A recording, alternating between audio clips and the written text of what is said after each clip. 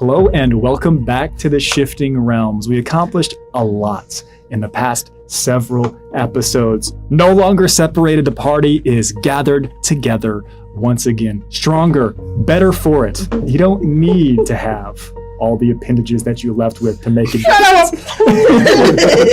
How many hands are you going to face with? He vanished. He's gone. Goodbye. Oh God, no, goodbye. We'll see you in 3 to 6 months, Kennedy. Wouldn't be the first time. I got a peg leg now. How I become a pirate. A what leg? A peg leg? What did it cost to get Kennedy back? Yeah, The cost was everything. The cost was great. At some point, I'll just be like a floating head. We have the technology. Exactly. Kennedy. We've seen it before. A piece of paper that said, I am immortal. Like Mars Attacks Kickflip? style. Oddballs, let me remind you that leaving Mira's roost behind, you all ascended into the haunted peaks of the Eries, where nature began to unravel. You saw the colors begin to fade. You watched and heard as sounds began to dull, and even time got a little bit wibbly-wobbly, timey-wimey as you navigated atop the ridge. As you crested said ridge, you saw beyond the void zone a swirling dome of emptiness, where magic, meaning, and presumably morality ceased to exist. Crossing the threshold, you all entered a realm that was drained of life, devoid of compassion, yet rife with planetary memory, as echoes seemed to waft and wisp by you all. A hollow space where certainly the weave itself had met its antithesis. As you all collectively pressed deeper, you saw as things began to twist, grotesque forms as the horizon bent away from you all as you walked with uncertainty forward, and a pulse is what struck you all. A pulse from the void itself, and it struck at your very essence, attempting to sap both your strength as well as your form.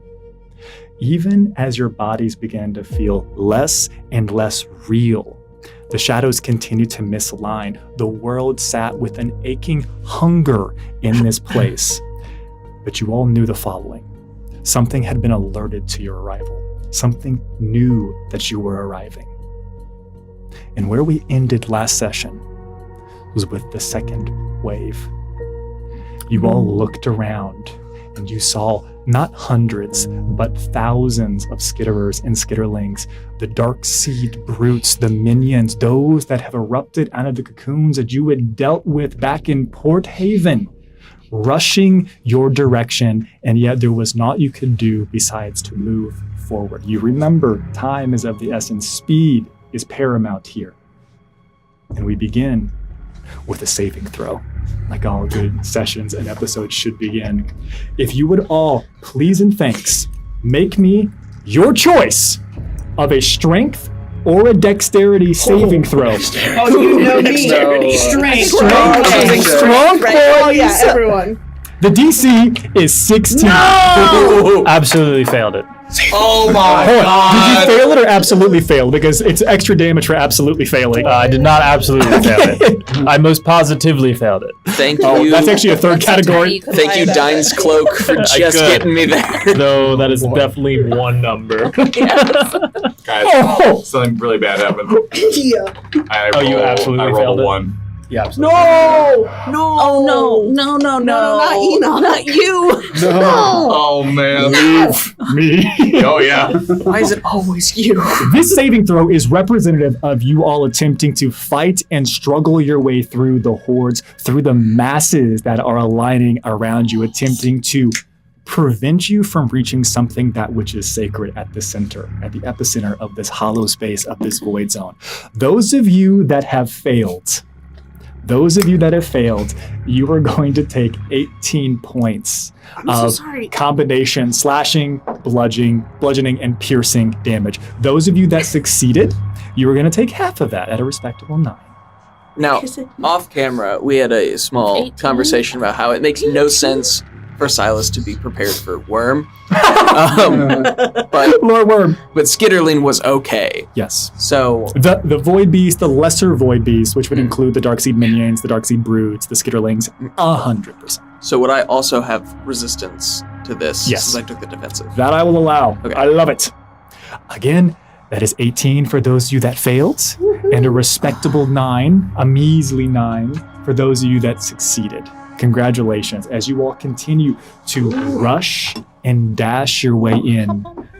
Before I describe the next series of events, and I describe making Enoch make an additional check, would you all like to add some flavor, add some flair as you all dash and fight and struggle your way through the masses of this void zone? Enoch slips and falls to the ground to represent the 1. And the things are clawing at his carapace.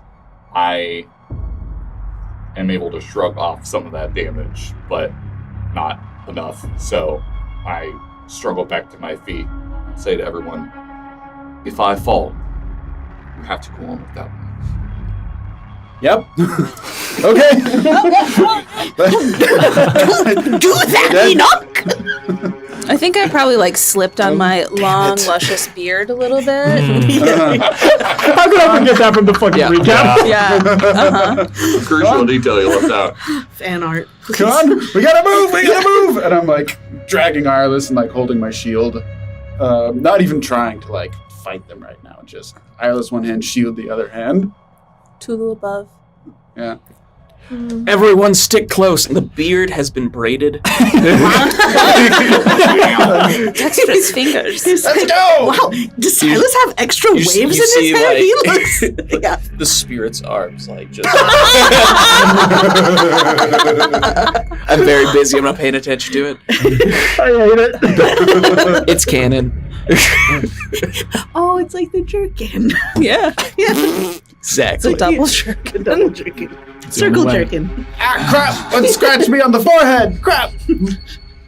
Symbol. You all continue on as spikes of jet black crystal erupt from the ground. They look like they are a corrupted, twisted version of the crystals that Silas wears and that all of you now possess, having been gifted them, twisted and growing like a time lapse of footage in real time. The sky begins to stutter. You looking up to see Tulu flittering above, it looks as if there's a fractal as Tulu splits into a multitude of Tulus. Tulu is no longer just their own bird. They are legion. They are many. They're their own flock. They are their own flock. A series of broken images flashing across what is the remainder of this fractal sky as if it is being seen through the shattered memories of some type of god or divine or elder being or eldritch threats, dreams, or memories. You all continue pushing on, and something comes to mind as you rush forward. A previous conversation you had with Kennedy when Kennedy had described to you all, yes, maybe, what of it? Sure, I came here and arrived at a void zone. Yeah, sure, what of it? Maybe I also see the giant carcass of a dragon while I was there. As you all reach the end of this gauntlet and you see the monolithic husk of a giant creature. Long dead, but seemingly not decaying, death has no place here. It is curled into the very terrain as if it is a mountain. Its ribs have become the bridge that you all as a party must cross to get over the ravine that is here. Every footstep that you are forced to take across this massive structure, the bones protruding out of the body, seeming as if it is attempting to decay, yet being prevented from doing so, there is a faint hum with each step. You can tell that the sound, the audio is being pulled further away from you towards the epicenter. As you all continue in, Enoch, I please need you to make me a Constitution saving throw. Oh no, you got this, bud. Okay, that was much better. The DC for you is only 15. Okay, so, but we have, what's one level of exhaustion do? Is that a disadvantage? You're okay, saving throw is not till Saving third? It's on skill checks. Okay, Yeah. I passed 23. You can feel as it is taking the sound, the audio from this space, it is still attempting to take more from you, Enoch. This place wants to keep you here, or I dare say it wants to take something from you.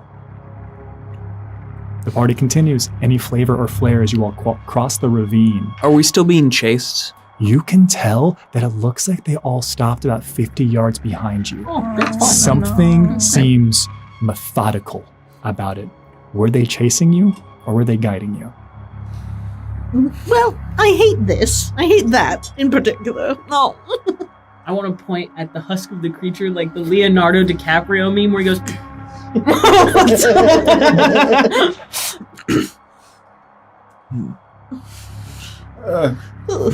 Disgusting. So I guess I have something to try if nobody else does. No. Silas. As everybody's like leaving, I'm gonna pause for a second, and I want to use Void Scribe again, like on the rib as it comes out, as we're like past it, to see if that will let this thing actually decay. Interesting.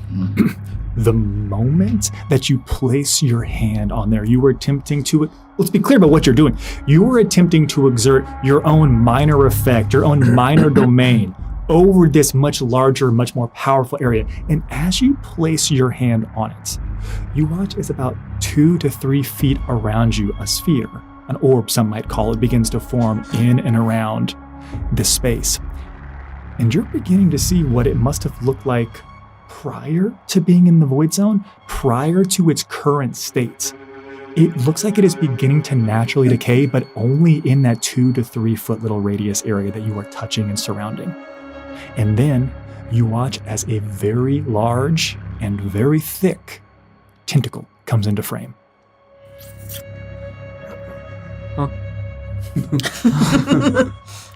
Would you like to keep your hand there? To clarify, Void Scribe is just putting a sigil down. I don't have to maintain contact, so I don't want to. Beautiful. You remove your hand away after you finish doing this, and it remains. You watch as something begins to wrap, this large tentacle begins to wrap itself around the section where you have placed this sigil, this rune. And whenever it is covered, it fades from view. The entire section that you have just touched, that 2 to 3 foot radius area, is just gone. I should probably catch up. Everybody, I'll use this extra 10 feet of movement to do so. You all crest and make it over the ravine, across the ribs, across the broken body of this massive mountainous structure. And finally, the end of Kennedy's story all begins to finally make sense, because it wasn't just that Kennedy saw something. Kennedy saw something munching on something when they first arrived. You all make it to the other side of the ravine, and there is a massive chunk that is taken out of this, to be clear, mountain-sized piece of the landscape. No. The being or the entity that must have consumed that nom-nom must have been truly monstrous. What shape is the hole? You want to know what shape the hole is? Is it worm-shaped? We've already decided that no one here has lore worm, so Shit. it doesn't have, based on your knowledge of worm, Is it a circle? it is not a circle. It is more complex. Not a triangle? An elliptoid. Keep going through. You all stop here. Rhombus. Square. Oh, damn. It looks a little bit, only a little bit, ovoid. Egg. Mother of God. Here's this giant worm is laying eggs through the mountains, or shooting them as projectiles to give birth. We should be cautious. Fucking what? Look, What are you Worms talking lay about? eggs. Monster ecology. Which? I'm surprised no one has lore egg. by this point. Everything, Seriously. Natural 20. everything seems to be backwards in the void zone. Perhaps spent they do it. lay eggs. Actually, Yeah, I know I cracked 1,000 eggs recently, and you say the following. Now, believe it or not, worms, for the most part, don't dabble in eggs. And you're 100% certain about that. But you look at that, and you say, but you know what? I think Icarus might be onto something with it shooting egg-sized projectiles out of its mouth. point is, we don't need to worry about little worms. Yes, most of them from are probably those. dead from the force of being shunted out of the. Icarus, I'm positive that you're not used to hearing this, but you were wrong. Like Go a back. giraffe. What did you call it? Huh? What did you call it there? I don't know what you're talking about. All right, I'm gonna pretend it was the wind. I'll play it right here. The wind. As you all continue on, you are much closer now to the center of this hollow space. You are too close, I dare say, yet it is the end of your journey. The center of the void zone, this hollow space, does not look any different. And that's what makes it wrong. You can feel the change more so than you can observe the change. The ground appears flat. It appears level. Yet it still feels like you are falling off the edge of a cliff with every single step that you take. You do not see any ruins. There is no gate. There is no staticky figure here that entices you with a series of orbs. Just absence. Like a canvas that was purchased and never painted upon.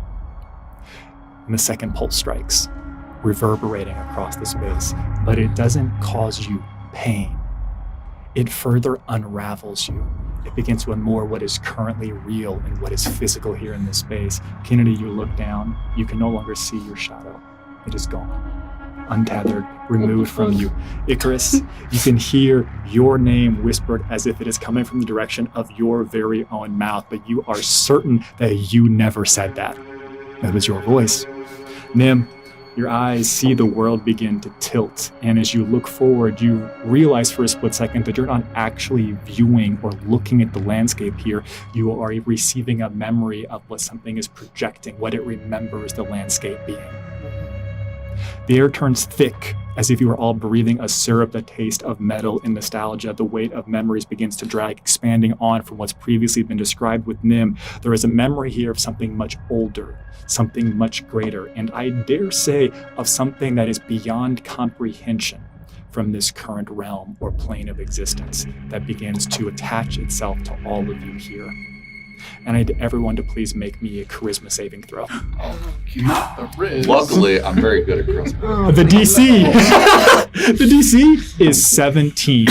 Oh, I'm gonna fail. Oh, thank God. Thank you. No, you got this, Joe. Oh my God. No, shit. You don't got this. The void zone is actually affecting my dice roll. I'm rolling bad. Mine too.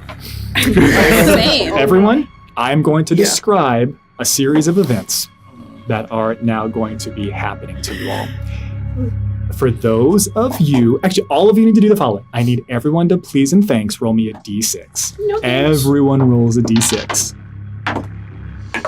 Okay, now I'm going to read the following out for you. Look at your dice. On your dice, if you rolled a 1, that represents strength. If you rolled a 2, that represents dexterity, constitution, intelligence, wisdom, charisma, in that order. 1, 2, 3, 4, 5, 6. I need you all now to please and thanks roll me a d4. No. This is really bad. I rolled like probably the worst one that I could. Oh, God. Me I too, like that actually. Yeah. Every time something mean happens, I'm making the or MILF's boobs bigger. How much paper you got? I'm gonna need it bigger. Already disturbing. Everyone, I think you can imagine what I am forcing you all to do. The attribute for which you have rolled your d6 is now reduced by the number on the d4 that you rolled. If you succeeded, it is the fullness of your d4 roll. If you, excuse me. If you failed, it is the fullness of your d4 roll. If you succeeded, it is half of that number. It cannot be less than 1. Oh, damn it. And we round down, right? We round down. We round down. Show me that picture. It's Worm. Nice. Yeah, you can round down. It doesn't help when you I roll. got dexterity, so I'm, my joints! And My wisdom. I understand that this might have some ramifications on your attacks, on the abilities and other things that you can do. Next one. Show does. Just my Got AC. intelligence minus Can it 1, still not so go it's normal. below 10? Amazing. If it's your dexterity, I think it does. I think it does. I'm down to a +1. Oh, no. But I was at 10. You still have a +1? Mhm. Then no, I won't. I Okay. won't make it go any lower than that. If it took you to a negative 1, I would. Yeah, I I would- thought you What went about to, a like, Is it negative changing our 3? dex score or our dex Yeah, I was modifier? like- your dex Hey. score. That's what I Oh, be okay, clear. okay, It is okay, changing your okay. score, which can affect your modifier, but you have a buffer. For those of you that rolled 1, you're probably safe. For those of you that rolled 2 or more, you're not Intelligence in safe. this case. I mean, would've it only gone down to drops me. 18. Yeah. What we're going to do, because this might change some calculations, I'm going to give you all a moment. to think. That will be Okay. one spell slot. Take a pause, and we'll be right back. Having calculated the new scores, the adjustments of having been unraveled here in the hollow space, feeling as if a portion of your essence, the very vitality, the weave which makes you, removed from your very being, you all continue. Sound echoes with every single step. Touch feels distant. As you begin to press and paw at yourself, you are watching as memories of who or what you were are beginning to dissipate and move beyond you. It feels as if there is a series of gloves that you are wearing, that something is not connecting your senses properly. Something waits further up. It is not some monstrosity, it's not some beast, it is not some aberration that you all see on the horizon. It is a presence which is clear that it is creating and created from the absence, from nothingness. A nothingness which is beckoning to each of you to return to the cradle from which all matter once originated. It is offering you an opportunity to rest now. A feeling that at least one of you has been offered once before in your life before unlife. You don't have to struggle anymore. Give us back the building blocks and we'll let you rest. You all continue. Your breath forms a fog, but it's not from the cold. It is a representation of the loss that is made manifest here in this space, a physical manifestation of the essence leaving your body. A moment later, you can tell that you are now moving and juxtaposed in strange directions. You are all moving forward, but it appears as if the order of your march, the formation, toggles and changes as you move on, but you are clearly arriving towards the center, and I need Enoch to make me a Constitution saving throw. This is the last one. It is still a DC 15. Okay. I also have been rolling these for the Steel Defender, too. And you'll be happy to know that it has also failed all of them. Just like me. Just like Daddy. Well, that was also a fail. And for the Defender. Now, this is the con one that affects you differently. Upon this failure, your speed is reduced by an additional 10 feet. Oh my God. What is your speed currently? It's 10. Okay. Oh no. This is important to know. This is what I have written here. If your speed was to be reduced, I was using speed as our meta currency here. If your speed was to be reduced to 0, I was going to render you paralyzed. If during this event your speed was reduced beyond 0, which we know it can't be done, but had you failed at 0, I would have rendered you fully unconscious. You have made it to the center here with 10 feet of movement left. And we can all say that we're proud of you. That crystal's putting in work. It's pumping. It's not under warrant. After what feels like a lifetime inside the hollow space, the party finally reaches the epicenter. And before I describe what it is you see, it is clear that whatever was guiding or pushing or drawing you here is prepared and is waiting. Any flavor or flair that you would like to add as you begin to step into the next stage, the final stage, the center of this hollow space? Enoch, as I know you said not to, but as a matter of last resort, would it be all right if I told you to leave? I appreciate you asking. I've been taking copious notes. I need you to tell me not to lay down. All right. Because something beckons me. Yes. I want to acquiesce. I feel it too. I'll do that. And I might improvise like a little bit in the moment with what feels right. But don't worry, I've got you is what I mean. Be reassured. If you like, if you want. I'm not commanding him. I'm not trying to command yet. All Thank right. you. Thank you, Dim. You're welcome. My capacity has been reduced, but I will do my best to defend you. All of you. And if it makes any of you feel better, if you die here, I'll try to make sure that you don't make it out there. No, Well, yeah. Yeah, that feels better. not at all. I don't feel better. Don't die. Well, Okay. again? All right. Too soon. Oh, sorry, I meant me. Not you. Anything else before we cross the threshold into what certainly is the point of no return?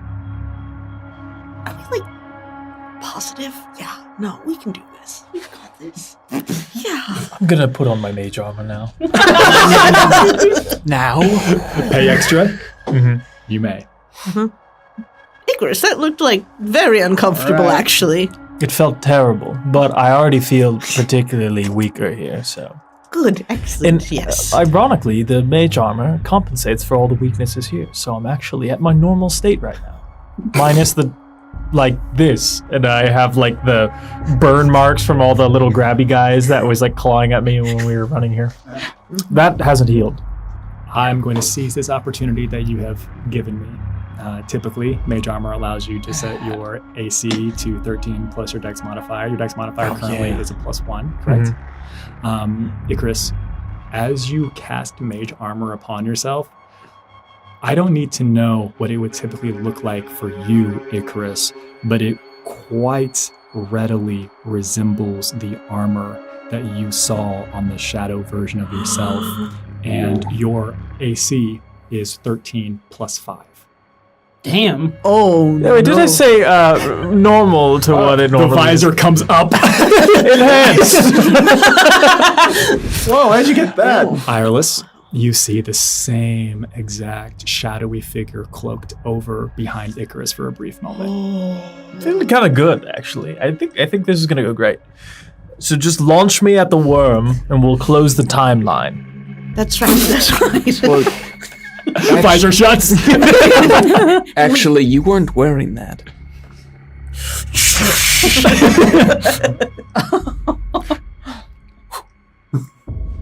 Nim, Yes. do you have the dagger that I gave you? I do, absolutely, of course, I'll pull it out. This is what I need you to do. All right. If this shell falls, Yes. you have seen the soul gem inside. Yep. If you can remove it Oh. and flee with it, perhaps I may be able to live on. We could put it in Carl, Oh, yes, that's brilliant. All right, just okay. as a temporary. Yeah. I believe if I die, it will as well. Oh, sorry, All Carl. right. Well, maybe we can get... Does Caro have one too? No, it does not have a soul because this is an object! All right, last chance, Sinks even everyone. lower. Its movement speed is now 5. You either go in or you make your way back out. I'm gonna shake my porter since I don't have an arm to reach inside, and a cigarette and lighter are gonna fall out, and I'm gonna pick it up. And I'm gonna give the lighter to Nim and hold the cigarette, and then just. You know, that really reduces your lifespan. I don't think that's a great idea. If I'm gonna die, I'm gonna go die on my own terms. Well, that's not going to kill you in any time frame quickly. Kennedy's You just kind of- functionally immortal, remember? I guess so, if you want to live forever with, holes in your lungs. Silas, what do we have to do? Yeah. What do we do here? Pretty simple. We go in, something tries to kill us, we try to kill it first. And we look up. And, right. After that, ask me again. There are 1,000 Tulus above you. Could you have They all your have murder beards. disperse? I feel like they're blocking the worm view. Tulu, would you like to come down? Like, Tulu begins to come down, and as they're coming down, they go back into a single Tulu. that works, honestly. Yeah, that worked. Yeah. Just quieting. And I'm So going to what? cast Shillelagh, on my staff, Do you think it's going to be 1,000? which that'll worms? cost me. First No, I think Now it'll be first level spell. one Right, worm yeah. the size Oh, of all that usually worms doesn't hurt. combined. I'm gonna talk to Patricia, make sure she's still there, still raring to go. It doesn't appear as if any negative things have happened to Patricia. Young master, I am still present. Would you like me to enhance your senses and abilities? No, no, not yet. That is a last case scenario. Understood. Young master, it is also important for you to know I've been running vital checks while you've been proceeding through the hollow space. I have some interesting findings. They seem to correlate with what I have found from your blood sample previously. Go on. It will be quite the long report. Would you like me to do it now? Hold on to it. Wait until I'm not dead. Understood. Print. It's a very old school printer that goes. It's like a dot matrix. Receipt paper. We get to work. Tear the pages off the Yeah. side. God, that is the most satisfying. All right, let's go die. That's Now you're so Well, at least some of you are excited. familiar with it. For some of us, this is going to be our first time. Oh, Icarus, we'll be right next to you. It'll be so much fun. You'll have friends all around. You'll be fine. I Yeah. don't remember the first time, Mm-hmm. but I assume it was unpleasant. Yeah, well, I don't either. Actually, I didn't see the movie. Yeah, it's pretty unpleasant. I'm not gonna lie. Golden boy, if you die, it all ends. So don't worry. All right. No pressure. Visor coming down, and here, cradled in the winding heights of the Eries, lies what is previously been told to you, at least by the dwarves, by the other individuals of Nira's Roost, the sanctuary of the Phoenix, built upon the local legend of Lyra Lanesti. Nira Lanesti, the individual who had fled from the shanty towns built up around Archaea during the times of the shifting, made it so far as the northwesternmost reaches of the continent of Viridia, and almost found her demise there. She said she was saved and brought back to life, revivified, resurrected, and empowered by the local deity, what she described as seeing something of blinding light hue that took to the skies afterwards. And since then, the local patron saint, the local deity here has always been the Phoenix. And you stand here at the sanctuary. Once a beacon of divine renewal, the ruinous remains of the sacred grove now very much sit veiled in a sickly green mist and is shadowed with light that seems to cast from nowhere. You can see what was clearly a once lush area of flora has been mutated into a bioluminescent tangle of sickening growth. The central glade is ringed by standing stones that you all can see now before you, each etched with a radiant avian iconography, feathered wings outstretched, flame halos encircling a rising sun, unmistakably the silhouettes of a phoenix reborn from fire. But the carvings here are now marred, half erased by the slow gnawing of the void corruption, which all of you would be able to sense from the crystals that Silas had given you, but Silas none more than you. This is the heart. This is the heart of the corruption. And thinking of the heart, this is the veins. The veins of blackened moss seem to spread out. They've overtaken the sigils, pulsating with this eerie phosphorescence. In the center of the grove lies a cracked stone, a cracked font, you could call it, from which once flowed the sacred light of what was presumably the Phoenix's blessing. Now it churns with a muted seafoam glow. Mana turned stagnant, polluted by something ancient and something that is clearly wrong. And surrounding it, there are shattered offerings, long dead ceremonial garlands rots, which is interesting. Up until this point, there has not been any sign of death or decay, and you are watching something here at the heart of the epicenter that is rotting, yet simultaneously held in this unnatural stasis. As you all enter, you can see beyond this space looms a massive crescent monolith. This is clearly a portal stone. I'll give this to you all freely. Some of you would have been able to recognize this, others would have been educated by your peers. Once a portal stone to some type of spiritual demi-plane. If they believed this was an area where they could revere and connect with the Phoenix, it looks as if they made their own pocket or demi-plane that would connect it to a larger grove or a larger space. The technology and or the magic would have long since been lost, but upon inception, following the shifting, would have been something that they believed to have been important. The portal is clearly dormant. Its spiral heart glows faintly, flickering like a dying candle, and this is what you all see as you all step in. Is there anything you'd like to do or say as you enter this space?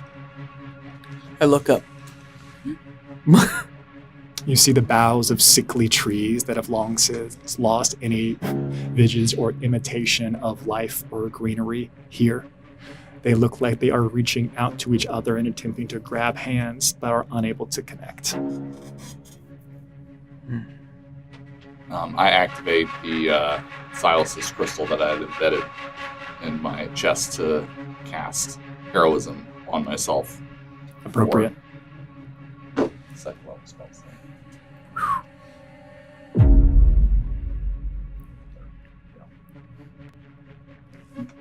Guys, do you see anything moving? Nope. Keep an eye out. And I'm gonna walk forward towards the circle of decay.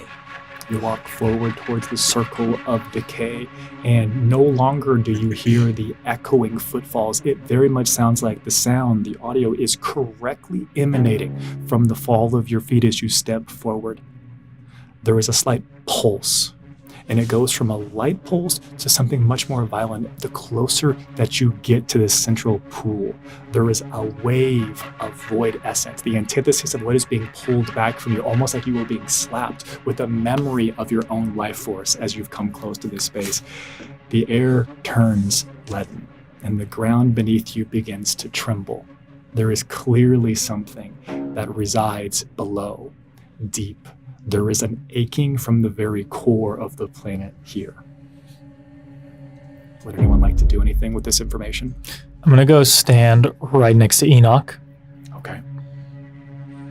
You do that. just in case. I'd like to. I'm gonna fucking correct this timeline. I don't care who you stand by. Go away. I'd like to. Oh no! I want to go up and look at the font. I just want to see if there's any while we're relatively wormless, unknowingly, yeah. While we're Be surprised. No. I'll be with them. Okay, great. Yeah, and I want to go look at the font. Can I get a reminder of who has a bag of holding or something similar in the party? Bag of holding, bag of colding. Lunchbox. Bag of watch. I have an utter bag that was given to me by That's good not friend magical. Cora. Who has the bag of holding? Yeah, who has the bag of colding? We've never. Who has the bag of colding? Can I have it? You do. Yeah. Sure, you got the Okay. bag of Timber colding. ropes. You reach into the bag of colding, Watch out for the eyes. and you all realize for the first time at this pivotal moment in the story, you reach in the bag of colding, and there are a couple of orange fruits, and there's a fucking letter in there as well What's at the Probably bottom. nothing. And I'll close it. All right, been move months. on. Audience is why Roger's gonna kill us. What are you I'm looking using for? all my weapons I can against Roger tonight. Psychic damage. What are you looking for? Also, I think the mirror of spellbending trick shot. I think that should go to you too. Oh, Yes. At this extreme pivotal moment. Yeah. Where's that from? Yeah, let's not even begin to talk about the multitude of magical items that you've all been given. That was send it to you. that was from the Medusa's hoard. Oh well. We gave it to you. We gave it to you since you came back. Oh, thank you. Yep. I'm just looking through my robe pockets. Oh my god, I have all this stuff. Oh, hey, $10. Your robe pockets. You have pockets on your black Flashback. armor. Ropes? Okay. Here, it's Would in you- the doc that I Okay, just sent. thank you. I want to point out Yes. this didn't happen on camera, but it was something that Chelsea and I did plan. Ajax ended up giving the harp to Nim and told Nim to find someone that she trusted to use it, since Ajax wouldn't be continuing the journey with Yeah. them. And then in a Nim's like, really I've got this. yeah, in a really awkward fashion was probably like, well, here, Kennedy, I guess, like whatever. Also, I got you this horse pin. It said, "You wish you met the horse god." Yeah, it does. I almost met the horse god, and all I got with this bag. Yes, exactly. All right. Nim, what are you looking for? I'm just curious. Well, I know you said that we needed to fight and kill this thing, but I just feel like if maybe there's something we can fix or repair. This seems like the center point of what's going wrong, of what's gone awry. You'll hear no arguments from me, but I have a very bad idea. Oh, excellent. I love bad ideas. And you used the verbiage very, I'm assuming intentionally, this Most essence that's being pulled like out from us, and then it's back here. Yep. You got slapped with your own being. Yeah. Right. That's right. Am I getting the feeling that like that's happening to most of the things in the zone are being pulled here? I don't allow the two of you to put your heads together and arrive at that conclusion. Excellent. Wonderful. So what would it look like if I attempted to use the essence here. You want to drink it? You want to touch it? What are we talking here? Like, what do we? So when I previously harvested the essences, it's to condense them down to a point and it's put into the grimoire. That's what this whole thing feels like. Can I have it? You want to touch it? Yeah, I want to stick my arm out. I want to try to utilize it. You all watch as Silence extends their arm out, begins to put their arm and hand closer to it. That's usually Silas, what are you my doing? role. You want to do it? Yeah. Yeah! Okay, and I'm Charisma saving throw, DC 25! Okay. Uh-oh. Is it possible? No. Yes. No. What do you mean? It's my job to ask.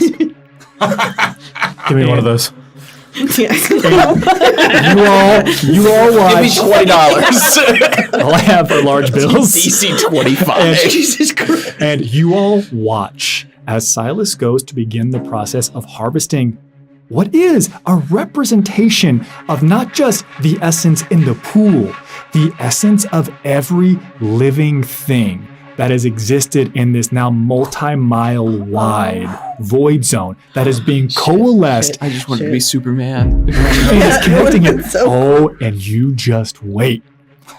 You all watch as it very much looks like deep cut. I don't care who has and hasn't seen it. I said it. The classic film, right? Atlantis, right? Yes. Well, of course. Yes. When she finally, Oh, no. and if you haven't seen the end, it's been long enough. I don't care for the spoilers. When she finally goes down to the heart of Atlantis, What the hell, down man? I below, haven't seen this. you know what? It's okay. Yeah. We'll watch it tomorrow. Movie night. When she finally goes down to the heart of Atlantis, and it looks like she's being possessed and consumed, and the tattoos on her body begin to alight with a flame, and she gets summoned and raptured back up into the crystal, you all watch as there is a swirling of the essence, a swirling of the miasma here that begins to hug around Silas's body as Silas just hovers up above the space, about 10 feet above. I get possessed all the time. This It's asshole fine. told me not to touch orbs and then does this shit. What's I the know, ghost, right? Ghost brother doing? Hypocrite! That's all I yell at you. Last I heard, the ghost was still inside Silas braiding the beard. Yes. So I'm gonna let that ride. And it looks like they seem to be connected. Double possession. It's unheard of. Right? And Silas, this is what you see. Previously, I have described an absence. There's a void. Whenever you are all lost, whenever you were fighting Delroth and you were floating in the nothingness, there was a suffocating effect. Silas, you are not suffocating. You are clearly floating in the Astra. And you can see that there appears to be a globe, a sphere, an orb of some kind, and it is massive, and it appears to have bodies of land, and it appears to have bodies of water, and there appears to be a massive net around it, not remarkably dissimilar from the arcane net that you saw floating up above Port Haven. And in this space, you can feel temporarily connected to everything that is on the ground. The multitude of the life forms that are on Braitha, you can feel as they are being pulled into their respective fonts at multiple points across the face of Braitha. And that is overwhelming, Silas. But it doesn't end there, because you can also feel that it's being funneled somewhere else, somewhere darker, somewhere deeper, somewhere beyond. Somewhere past your vision, somewhere past your comprehension, something eldritch in nature. And you are right now in between. You are in between the font itself and that which the font is feeding. Okay. What would you Silas, like to do? come down. Yeah. Is this good or bad? Good or bad? Wiggle your left foot if it's good. It's already wiggling. Should I detect thoughts? I don't know how magic items work in here. I I feel like this would be a good use of it. It's got its own currency. I recommend against it. What? You're so far away. Oh no, just kidding. Okay, I won't. Hold on, I'm coming. Everybody stay there. I'll sheet the Nim, wand. Nim, pull him down. I'm trying, and I've just been jumping up. I'll fly up. Okay. Oh yeah. Oh no. It hurt. Hold on, what were you? Oh, you had to roll your hit die. Yeah, I did. Oh, and you take that much damage? Yeah, to try to pull Silas down. Okay. You can pull Silas down. Around the same time that you're pulling Silas down, you all watch as the essence, everything that was pulled from the pool itself, all comes crashing down back into the font here. Silas, you have returned. Now, what I think is only reasonable moving forward is I'm going to say that probably for, I don't know, the next minute or so, you're a little bit dazed, a little bit stunned. There appears to be a stupor that has come over Silas as you've had a multitude of life, energy, information, knowledge, and tethering to something larger than you beyond the Astra and beyond the material for a brief moment in time. So, is that the font of Frith? Or what? As a reaction, can I also just lock away that memory for a rainy day? Oh, I seem to have a history of this. Yeah, if you'd like to lock it away, you can lock it away, or you can remember it if you would like to. It's not going to reduce the stupor, is it? No. I'll keep it. What was that? Above table. I thought I'd get 3 or 4 episodes about what I'm doing right now. Yeah, we checked. Bye-bye. We checked the reviews, and the network didn't like it, so we're pushing forward.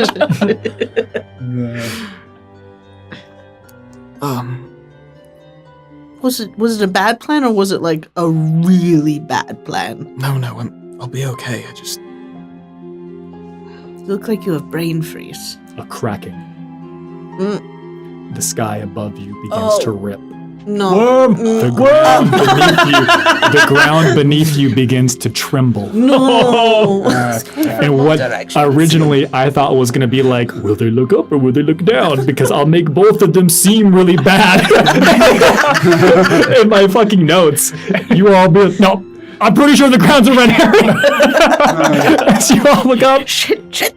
And high above the shrine, space itself begins to spiral, not downward but inward, revealing a vortex of void light and impossible geometry. There is no color, there is only absence, punctuated by sickly strands of flickering green and violet light, like sinews of the universe that have been stretched very much too thin. And from this churning, the maw in the heavens opens and a form begins to emerge. It is not falling, but it is swimming. It is burling through the sky. Its movement is serpentine in nature. Many of you should be fairly familiar with this process. Some of you, Rip Ajax.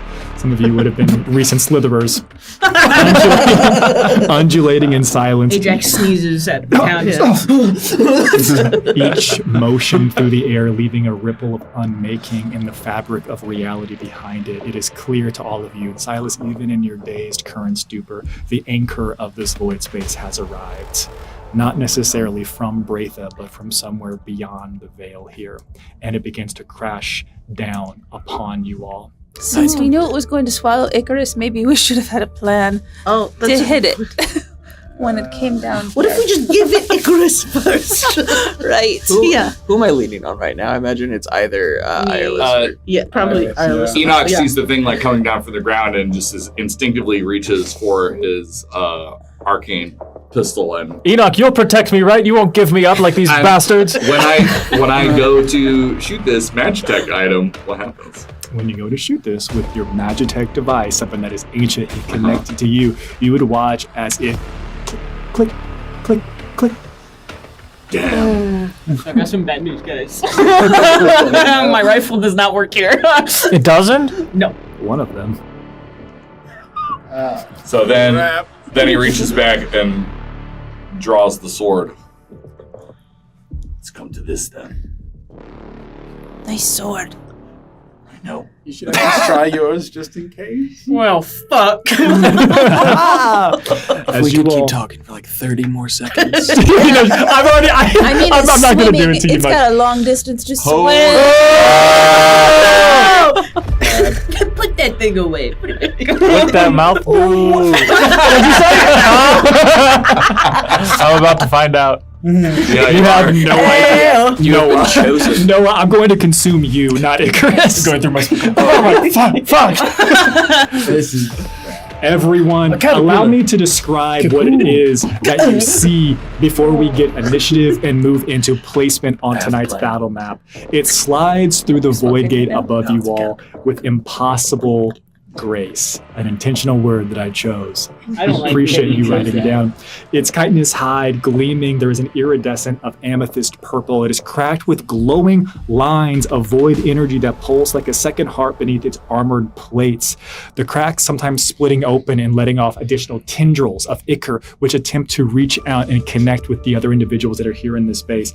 Its surface is clearly not uniform. Some sections shimmer with a glimmering light like polished stone, while others are remarkably dull. From its grotesque triple maw, 3 monstrous tongues whip outward, trailing a violet slime that hisses and burns whatever it appears to touch. These tongues are barbed and whip-like, each of them tipped with jagged hooks and glowing with arcane sigils scorched into their flesh. Remnants of half-digested wards and additional creatures, as well as what appear to be buildings or ruins, all seem to be connected in its maw. Its mouth is ovoid in shape. Shit. Jagged fangs spiraling upward into darkness. As it opens, it doesn't scream. It exhales a vacuum into this space. There is a pressure drop here. A dreadful silence that fills, and it feels as if it is sucking your existence away. The underside of its belly, of its carapace, is scarred and torn, but not by a battle from previous adventurers, but things that it has previously consumed, relics of civilizations long past and structures that have been scattered over the past millennia, embedded like tumors upon its flesh. And worse still, as the void gate still lies open, behind the creature and still partially tethered to it in the swirling skygate is a titanic umbilical cord of void essence made manifest, stretching into the heavens and beyond the gate like a leash leading back to some greater unseen master as it comes crushing down. And the most important thing I need to know before we move forward, Icarus, where are you? I'm behind Enoch. Behind a tree. In cover, underground. In a building. In a forest. I can keep going. And as we make a determination on party placement and let us get initiative, we'll be right back to start this battle at the Font of Frith here at the heart of this grove. We'll be right back.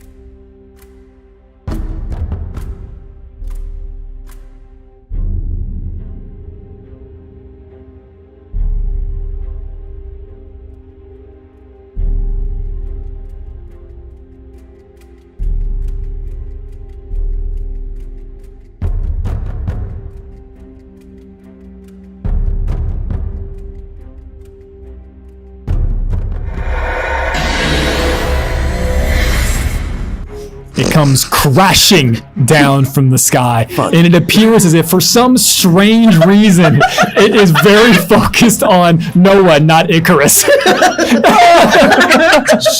I'm sitting on the wrong side of the table. And I'm going to make a decision that I did not believe I was going to be making. I was planning on giving this creature the ability to make an attack as soon as it came out of the gate. But for you, lovely audience, what we did off camera was taking care of our initiative order, and Icarus did one of their famous, actually don't use that die, use this terrible dice instead. And my worm comes in at a 4 at the bottom of initiative. So I'm going to have it come crashing down, which is now directly in front of Icarus, as well as Enoch and the Steel Defender Carl, as it crashes to the ground and barely misses you, Icarus. I don't know why, but it's definitely intrigued in you all. And our initiative count for tonight's combat is going to be Kennedy at a 28, No Bonnie shit! at 18, Silas at 17, 16 Enoch, 15 Icarus, 15 Ireless, followed by Nim, and then the Worm at the top of combat. We have one Kennedy Scott, new and improved. What would you like to do? Oh yeah, new and improved. Yeah. Is its mouth open? Yes, its giant maw is open, 3 tongues, lungily, That's really dastardly, cool. dangling. I'm gonna pull out. Yes. Help. I'm going to, since I saw Enoch attempt to use the arcane pistol and it didn't work, and I said, well, shit, I'm gonna pull out my lovely new weapon from Slide and pray to Torrent, I guess, at this point, to hope that it fucking works, because if not, I'm fucked. A hand on your shoulder goes, got this, buddy. Worms. And I'm going to shoot into its mouth twice. All right. For purposes of using that weapon, it is considered a true +1 weapon. So +1 to your attack rolls, a +1 to all of your damage. It can still choose to use Dex, or it can use Charisma. What do you think I am? A person who deserves choice. Sorry, Joe. No, sorry. I don't have a spell prepared that would be very useful right It was a now. good rally, though. 19 on the first hit. Hits. Okay. 19 does hit. Nice. And then this one is over 20 on the second hit. That also will hit. 2 hits coming in. Beautiful. Yeah. It's got an easy range. Okay, for the first one, it's 7 points of damage. 7 points. 7 points of piercing damage? Yeah. 7 points of piercing damage? And then the second one will be 11. Ooh, okay. What does the ghost gun look like? Yeah, what do you want it to look like? Do you know? I'm trying to. The movie The Atlantis? I don't remember there being guns. I don't remember there being gun. Wait, no, the There were hot paper woman had a clips. gun. Big Sorry. ones. That's true. She did. She did. For anybody that likes this game series, Devil May Cry, the Blue Rose. I think it Badass. looks like the Blue Rose that Nero carries. That's Because I badass. have issues. Anyways. I got it. Immediately, Worm comes down. You keep Icarus after goes, me, I'm after help! you. Kennedy, you fire off Oh, damn. 2 shots from That's a your cool new and gun. improved magical pact weapon Yeah. through Slide and Torrent, Yeah. doing 18 points of magical piercing damage to this thing. And then I'm gonna back the fuck up. All right, you'd like to back up? How far would you like to go? I can get you 5, 10, 15, 20 to the edge right here. I want to go a little bit more towards the tree to have some cover. Okay. Do you want to get in the murky fluid around the tree, or do you want to stay on land? I'll stay on land. Okay. Again, I will ask multiple times, and there's no reason. Don't read into the murky fluid. Okay. Good on you for saying murky It is murky. instead of Icarus fluid. No. It's This- about to I'm be. about to This- find out. Exactly. It is not Icarus fluid yet. Yeah. It is murky water that is on its way to becoming Icarus fluid. Once we consume it. And Could then poop him out. Could I say, as a bonus action, have Patricia review the murky water to see if it would hurt me if I stepped in it or not? Young master, I do not need to calculate this at all. Most definitely. Yes! You can tell because of the bones. And the, yeah. It floats up. Do you see the little skulls in the miasma that drifts off of it? It is That's a bad your action, sign. your movement, your bonus action. flower You want to scream out, don't go in the murky water. Yeah. Thank you. Beautiful. That takes us to initiative count 20, and it doesn't seem as if anything happens. You all don't need to worry about that. At 18, we get to Jabanu, followed by Silas, followed by Enoch. Jabanu, what would you like to do? Okay, so so I think kind of in that minute, I was sort of setting up my sniper rifle. not sniper rifle. It's not exactly. What? It's a scoped. I actually haven't managed to use it in the combat yet, but it is my scoped crossbow. Oh. Or It's like- sniper rifle. It's like a big scoped crossbow. Yeah. Yeah, I'm like, Carries that thing around all the time. Yeah, I thought it was just for show. All right. Is that considered an exotic weapon? It is considered an exotic weapon, but it's not a finesse weapon. Okay. Which is so I don't need the high dex to. Okay. Yes. Okay. Oh, That's- you can't use your weapons anymore? There's a couple of them I can't use because of the dex score thing. It's not great. No. Yes, including the one you modded for me. Yes. Let's get those attacks. All right. I'm gonna use my Goat Rider feet to give me advantage on this one because I want to hit it. All right, so that first hit will be an 18. An No, 18, 19. a 19 does strike. Yes. All right. So that'll be a D12 plus a D8. All right, for that first one. Be like, hold on, I got it. You all probably didn't notice Jabanu setting up a crossbow with a sight on a tripod as a massive bolt shoots over your head. You are doing that. Hey, I got him. Oh, I got a 12 on the D12. That is Wow. yes. So that is a total of 18 damage for Nice. the first one. 18. You all have Wow. you've come out swinging. Yeah. Swinging. Almost dead. All right. Yeah. Yeah. It's looking pretty hurt. So I bet he's I see full. 2 new ranged weapons I'm not familiar. Do either of those have the loading property? Mine most definitely has the Okay. loading property. Yes. This one does. Well, yeah, it's got 2 Magic. barrels. It's got magic. It's got magic. Magic. You just go All right. just like the scorpion bolt. Yeah. Reload that bitch. Anything else, Jabanu? It's proprietary. All right, that was Shenanigans. my one. That was my one attack with that one, and then so because I don't think that is actually. I have a second attack. Could I use my second attack to reload just for it to be ready for next time?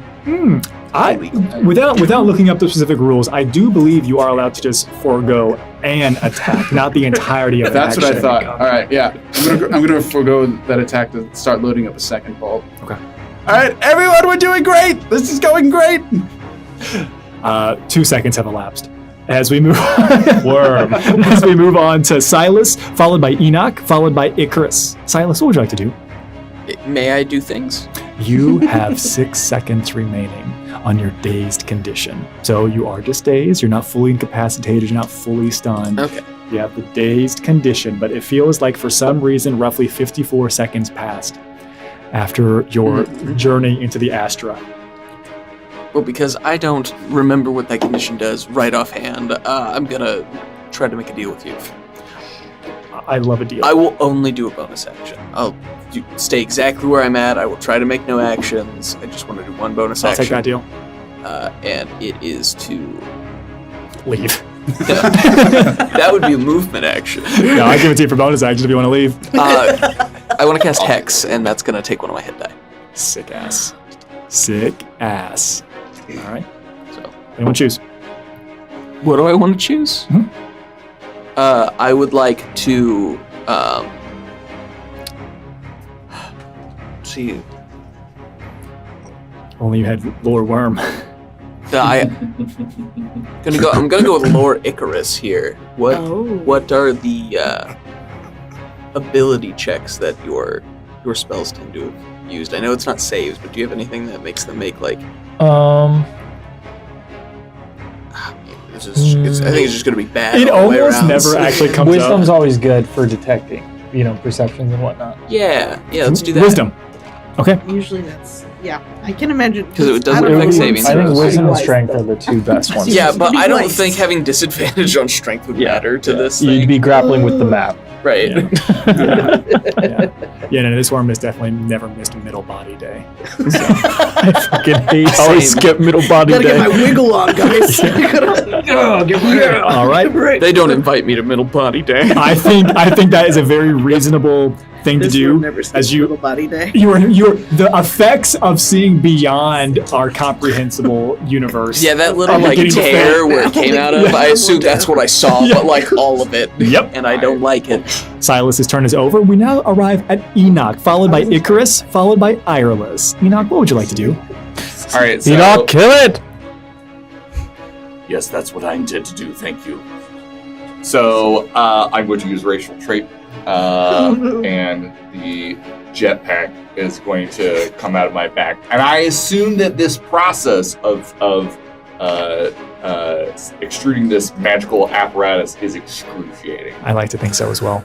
And so as I begin to fly upwards towards the worm, I assume he'll be letting out sounds of pain. Drop the hit die. Flying hurts here. 6. 6 points of damage as you fly 10 feet upwards towards the 10 worm. feet, you fuck. As you all watch the jetpack. 10 feet up, get me high enough to its fucking mouth. It is larger than that, but it is coiled down Yeah. as if it's about to consume Icarus. So right now, yes. This is how I feel all the time, guys. Great. So, well, anyway, I start swinging at it. So, you know what? Fuck it. Great Web Master. I'm taking the. Let's swing for the I'm fences. taking the -5. Oh yeah! Get the absolute shit out of here. Rigged. Yeah, he's just moving like. The two of you check. Yeah. Oh man. I see the folly in my ways. You're not on my team. Oh god, I love it so much. Always. You got all the bad rolls out of the way. Yeah, it's true. All right, it's great true. sword connects. You didn't need strength It's anyway. a pretty great sword. So as he like the jetpack like sputters up and you can just reach, yells, "Die!" And well, and I rolled like shit on the damage dice. That's 4, 8, 9. Okay, 4, 8, 9. Plus the like 100 from it. Oh, plus 10, 19. Thank you. Yeah. Because it doesn't double that. That's just flat. Right. Okay. So then, before I fall back down, Uh-huh. I'm gonna hit it again. Only reasonable thing to do. Just regular style though. Just regular style, not animal I style. don't think I can get 2. So that's a 24. A 24 does hit. Guys. You all are Yes. coming out strong. Okay. I think we got this. Don't make that face. Oh no. 13. 13 points of damage. Beautiful. But then Ah! I fall back down. Yeah. No. You want it? I'll drop the d6. Yeah. If he lands in the murky bog, will that break his fall? If he falls in the, you know what? I'll make you a deal. Would you like to fall into an infinite pool of essence? No. Don't do it. I won't recommend it. Silas's eyes are so spinning. you take 6 points It's of like a bludgeoning slot damage. machine. It's like Okay. Yeah. So he falls back down. Oh. Okay. And then 6 or 7. Okay. And then the Steel Defender is gonna run up. Oh. Still defender. Daddy. Carl! It moves remarkably slow, about 10 feet. 20. Oh, it only fell one. The base of 40. Amazing! It's slower. Carl's coming in. Ah! You're doing And- great. And then it just gets there and He called it. He called it Misses? Carl. whiffs. Like, wow, he's really got a head of steam. There are no more. So Enoch just lays on his back. No. And then that's my turn. And let's not underplay it. Coming out of the gates, swinging strong with the crit, you've already done a substantial amount of damage to this thing. We're all proud of you. Enoch will give his life. We're gonna miss you so much. Yeah, I know. As we move from Enoch to Icarus, followed by Ireless, followed by Nim, followed by Worm. Icarus, it is your turn. That was great, Enoch. Now it's my turn. Looking at this worm, I'm gonna pull out a tiny caterpillar cocoon. Feed me, Icarus. and he's going to hold it behind his back. Okay. That's it. He's chewing on the cigarette that Kennedy gave him. It's not how you. He's going to lift up the visor. Tastes like fire. And I'm going to cast, using penetrating spell, polymorph, using both of my 4th level spell slots. And I will say, snail! It needs to make a DC 17 wisdom save. This feels like a big roll. Yeah, it is. Yeah. DC 17 wisdom save. This is the master plan coming together. Yeah, This is- nicely done, guys. Oh, Schnell. What the heck? Galaxy brain time. Yeah. Are you ready? Galaxy Dice decides. If you know, I you know. will tell you all right now, I do not have a mod. Believe it or not, the worm does not have a positive mod to its wisdom. Neither do I. Really? MILF of the deep. Oh, yes. Milf of the deep preserve us. Yeah, see. I In our got hour. an 8 on the die. Yes! As I would like for you to please first describe what it looks like as it begins to turn into a snail. Icarus baseball throws this caterpillar into its mouth. I like to imagine it makes a comical gulp sound. It's so small, though, but it does react appropriately. It's just like when you swallow a fruit fly. As its carapace just starts to crinkle up into a circle, as the whole worm starts shrinking into a sluggy snail. Yay big. A sluggy snail that is so small. And I want to catch it if I can. Sure. Yes. Beautiful. Okay, so it falls into your hand, a remarkably small, sluggy snail. Icarus. No, Icarus, the snail touched you. We're going to pause here for a second. We are going to pause here for a I second. am wearing gloves. He's got He always is. PPE. He always Roger, he is. has PPE. It is known. It's been known from very early on. This motherfucker wears gloves. He's like that. Yeah. They're black gloves now. And it looks very much like it is playing the Pokemon Pokeball catch animation. Can I use my bonus action? Describe what you want to do, and I will tell you if it's worth it. I'm going to open up the bag of colding. Amazing. I'm going to take out the letters. I'll spend the spell slot to use a moment to think. Okay. I'm going to toss out the letters in the fruit. Okay. Somewhere where I can get it later. Okay. And I'm going to throw the snail into the bag of colding. Yeah. Okay. And I'm going to close it. Okay. I want to support your autonomy. Oh no. I hate this one. And because I think this is a very reasonable plan that very intelligent people would come up with. Because this makes so much sense for the way that the character that is Icarus is, I have a magical item, I have magical powers, I can stop this and I can prevent this. You throw it into the bag of colding. Mm-hmm. I like to imagine it looks like a fabric igloo lunchbox. Yep. At least that's my headcanon. Holy crap! You seal it up. Brilliant job, Icarus. Is that what you learned in college? Wow. Hold on. I was going to hold the bag like it's going to explode.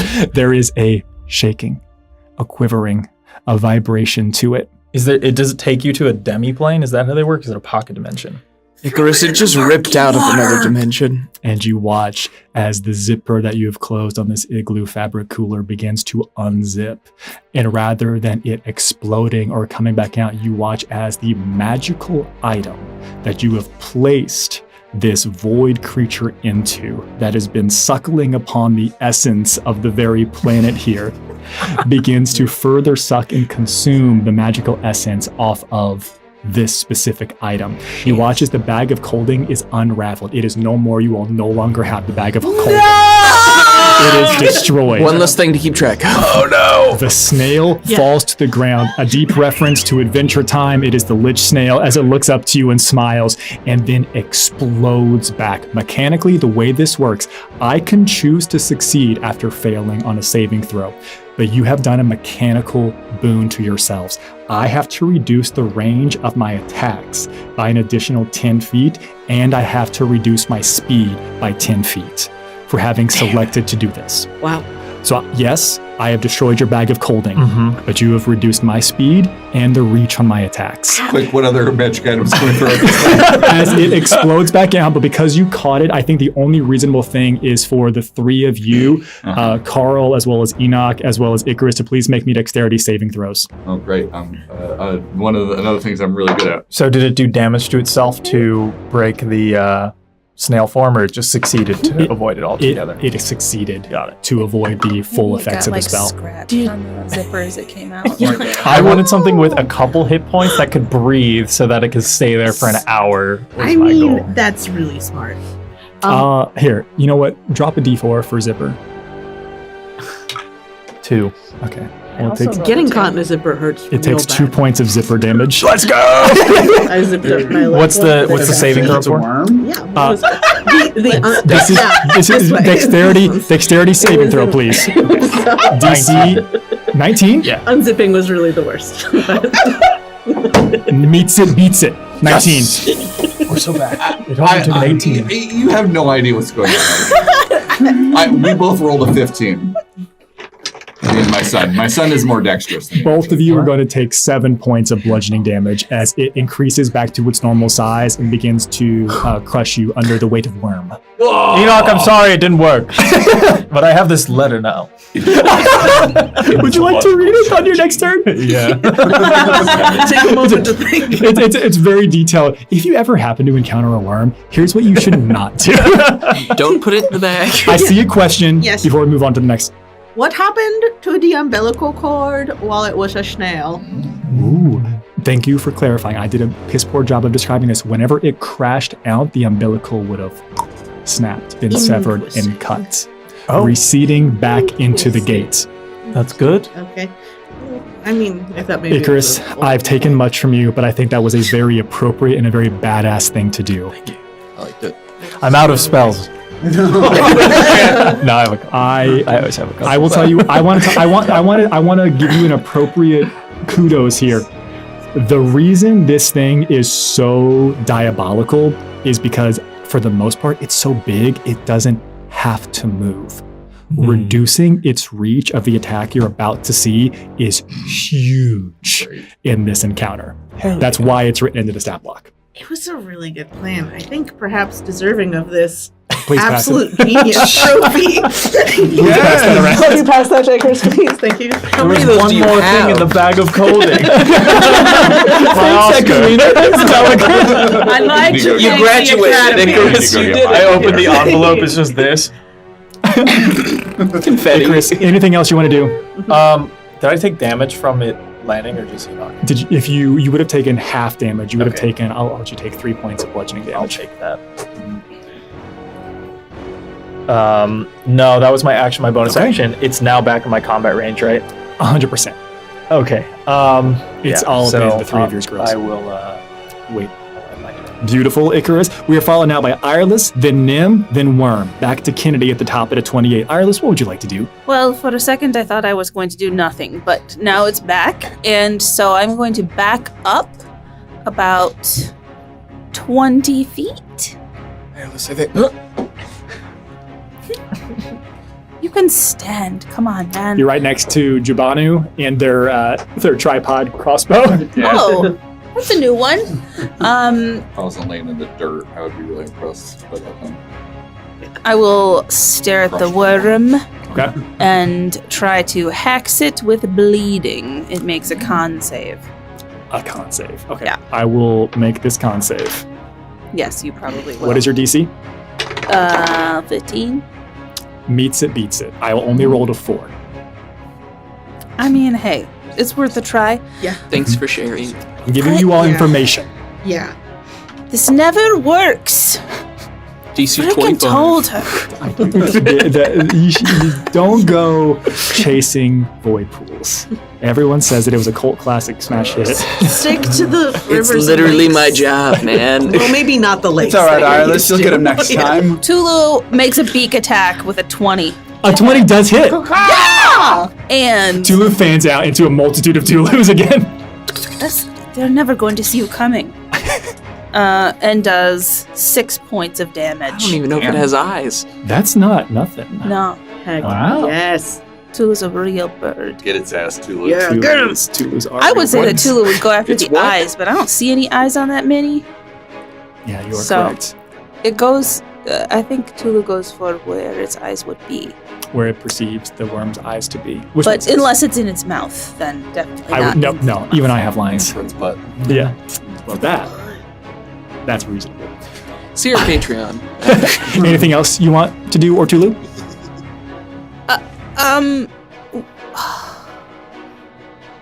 What's on that note, Icarus?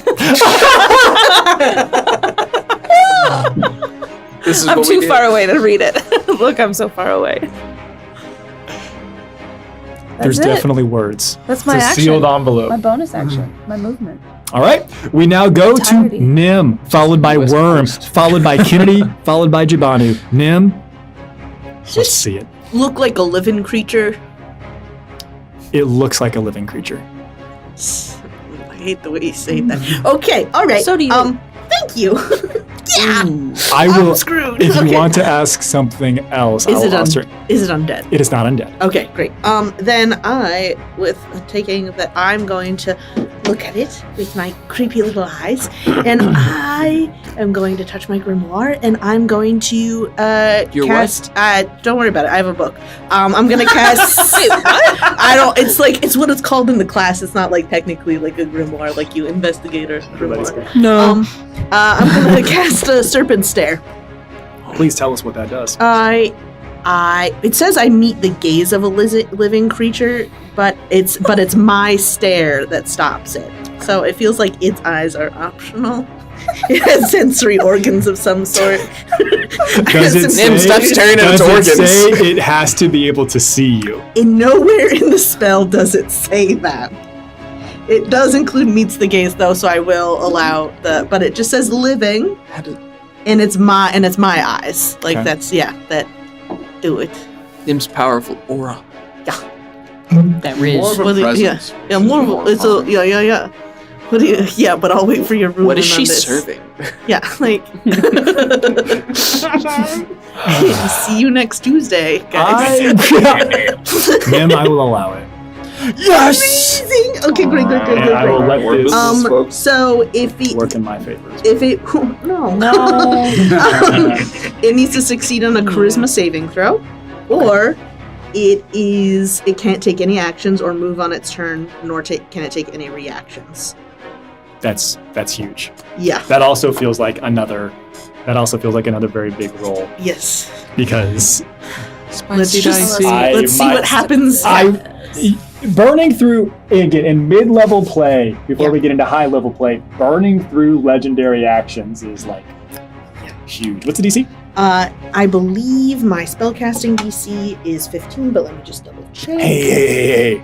Don't check. I got a 4 on the die. Yeah. And what's, Yes. what's There its you go. modifier for charisma? It's pretty charismatic. I got a 4 on the Look at die that. for a Yeah. total of Hey. 1. Yeah, it's like, all right. Have you ever seen Spider-Man? And Spider-Verse? I will spare you all the theatrics Yeah. as you believe your overwhelming aura, the simple presence that Yeah. Nim exists, because you are looking pretty hard to find eyes and you can't find them, but you get this feeling that it worked, Yeah. and It then smells what I'm putting down. it smells what you're putting down. And for some reason, this is the decision that I'm making now. You watch as it immediately and just viciously sheds its skin, Ah! What? and it falls onto Icarus, Enoch, and Carl. Here in the space, and it seems like it was something that was shedding what was old to be able to appropriately move forward to what is new. You all have further reduced its movement speed by 10 and its reach of its ranged abilities by 10. It might not feel like you've done something huge, but you have done something huge. Worms are like onions. They got lots of tongues. Action, write that down in the grimoire. They don't belong in the lunchbox anymore. Everybody loves buffet. Worms are a member of the Ekbase. I was thinking the same thing. Is there anything else you would like to do? You I said guess the same I thing. would like to Yeah, move same. up to be with to be near Enoch and Icarus. Yeah, Yeah. Is that an essence pool between you? I'm gonna go skirt the essence pool. Good call, good call. Thank you. Good looking out. And Does that sound good? I'd love if I can be within near Enoch, that'd be great, but that's You want to be 5? You can. Yeah, you have yeah. enough movement. Yeah, You can yeah, get yeah, up yeah. into business. Oh fuck. Yeah. I wanna be right there. Okay, I love that. I think it's Yeah, great. I think it's gonna be good for me. You have eyes, right? I do. You can see where you're going. Yeah. Okay. Yeah. Okay, this is wonderful. Oh. Anything you've moved, you've done your stuff. It is now. It is what I have trademarked as worm time. Worm. It's worm. We're gonna play night crawlers. Let's go to town. Oh wait, if it's Nightcrawler, then it's not an dice. It's a low for zone. Wow. There's one person who's like, My bingo sheet is incomprehensible. That one person, that's for you. someone just pointed back at the It's TV. for me It's just when I Joe watch when it. he's And you just sit there Joe's going, like, yeah, it is. Yeah. Damn right. You're not the Everyone, only one that does time shenanigans. I'm going to make a series of attacks. Oh. And Oh, I am that's going why to, we're I am laughing. going to choose to target Enoch. Mhm. Then I'm going to target. Actually, no. Let me rephrase that. I'm going to choose to target Icarus first. Then I'm going to move on to Enoch. Then I'm going to move on to Nim. Mhm. I previously had a 30-foot range on this ability, and now I only have a 10-foot range. That is huge for all of you. That is huge for all of you. As So us assholes that are right up in its grill. the first one coming in at you, Icarus. That is going to be for a total of 25 against you. very well. DC 25. I know. You all had such a great first round. And I move on to the next. Enoch, the next one is coming in at you. Yeah. You have nothing to prevent a 30. Don't worry, my 30? strength saving 30. throw will save you. What? Crazy. What type of damage is this thing? It is about to do acid damage to you. Fuck. Nasty. I move on now Enoch to Nim. loves acid. All right. I move on now to Nim. Are you telling? I'm just doing all of my attacks to Okay. see what hits first. This is very low. A 16. 2 on the die for a 16. That hits, but I'm gonna use my deceptive defense and try and This is huge. Make a deception attack. You're dodging. Okay, it's a deception. It is. Okay. You have to use deception. Okay. Shh. It's gonna be close. You need to beat what I just rolled. I know. I think I got a 15. I rolled a 5. That will not be enough. No. I'm going to roll damage once for all of you, and you're all going to take the same amount of damage from this attack. Just let me be up. You are all going to take 11 points of acid damage unless you have something about the fact that you're made of certain substances, which might double that Jesus. to 22 points of acid damage. Okay, I'm just gonna tank it for this one. Yeah, you got this. Actually, What was fuck it. Use Carl. Gonna hold up my sword and I'm casting absorb elements. I'm laying it all out here. That's gonna cost me a second level spell slot, which is the last one that I have. Oh no, wait, no, I have 2 more. But anyway, or 1 more. But anyway, I'm going to absorb elements. Yeah, So it's gonna be just the 11 acid damage. I love that. And as you all would watch, there are 3 different tongues that all lash out. 1, 2, 3. how that works. They have barbs that are secreting an acid in an attempt to wrap around you, bind you in place, and hold you there. And with its bonus action, the rest of you would be able to see as it and swallows the 3 of you. Oh shit! Is Carl also susceptible to acid damage? We've Carl never. is susceptible. I thought luckily so. didn't Yeah, attack we've them, never, but talked yeah. about that, but yeah. It only seems fair. It's got a sliver of Carl your is soul. not doing great, guys. And Carl just watched something traumatic happen to his papa. Yeah, well, he's also getting sucked up too. No, Oh, I'm attacking Enoch. Oh, I'm okay. attacking Icarus, Oh, and I'm shit. attacking Nim. all right. Carl remains. There's Carl probably might a be lot of dead. stomach acid Carl in might be there. dead. And I will go ahead and tell you all how this works. You all have been pulled and swallowed. Luckily, we are skipping over grappled. You are no longer grappled. Yippee. But you are blinded and restrained. You have total cover against all attacks and other effects outside of the worm. So there are some benefits to being inside worm. At the start of each of the worm's turns, you're going to take 8d6 acid damage. What?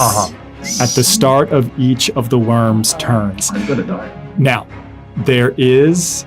I will not read the next paragraph, but I will say that there is yet hope inside the belly of the worm. I really need to cast one more spell before it swallows me.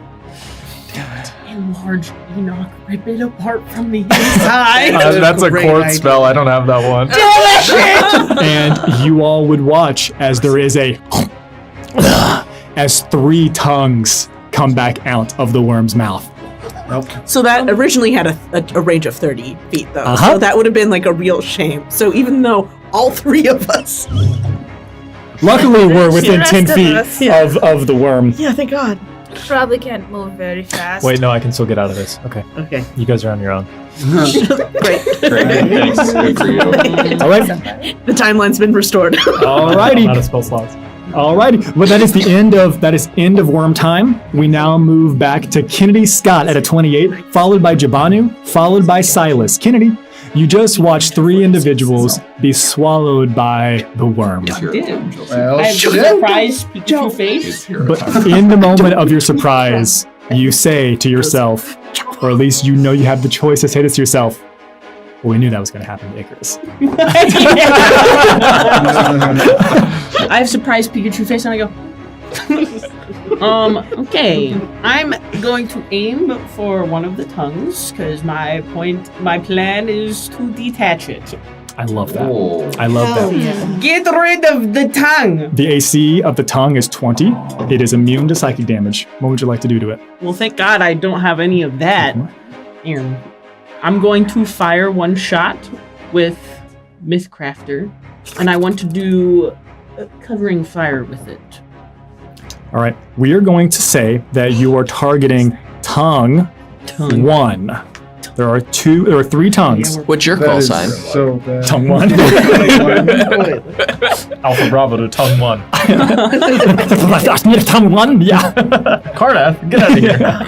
You are targeting tongue 1. AC is 20. 24. That hits the tongue 1. Carnath's call hell sign yes. is Muffin Man, actually. And because I You don't know me. Yeah, I do. because I used covering fire, Mhm. that means I get to roll my a D8, and whatever it gets, you have to take away from your attack rolls. For the next turn. Mm-hmm. Amazing. From the next, yeah. Next attack. That'll be 8 points of damage. 8 points of damage coming into tongue 1. I am tracking that. It has taken 8 points of damage this turn so far. And then you will have to subtract 6 from your next roll. Just the next one roll. Yeah. That's still huge. That could save one of you all. And then, you know what? I'm gonna fire at tongue 1 again. Good. Focus Heck fire yeah. on that tongue. That's a natural 20, so that's a crit. That is a crit. That is a crit. Double them die. Not the modifier. What do we got going on? That'll be, I'm bad at math, hang on.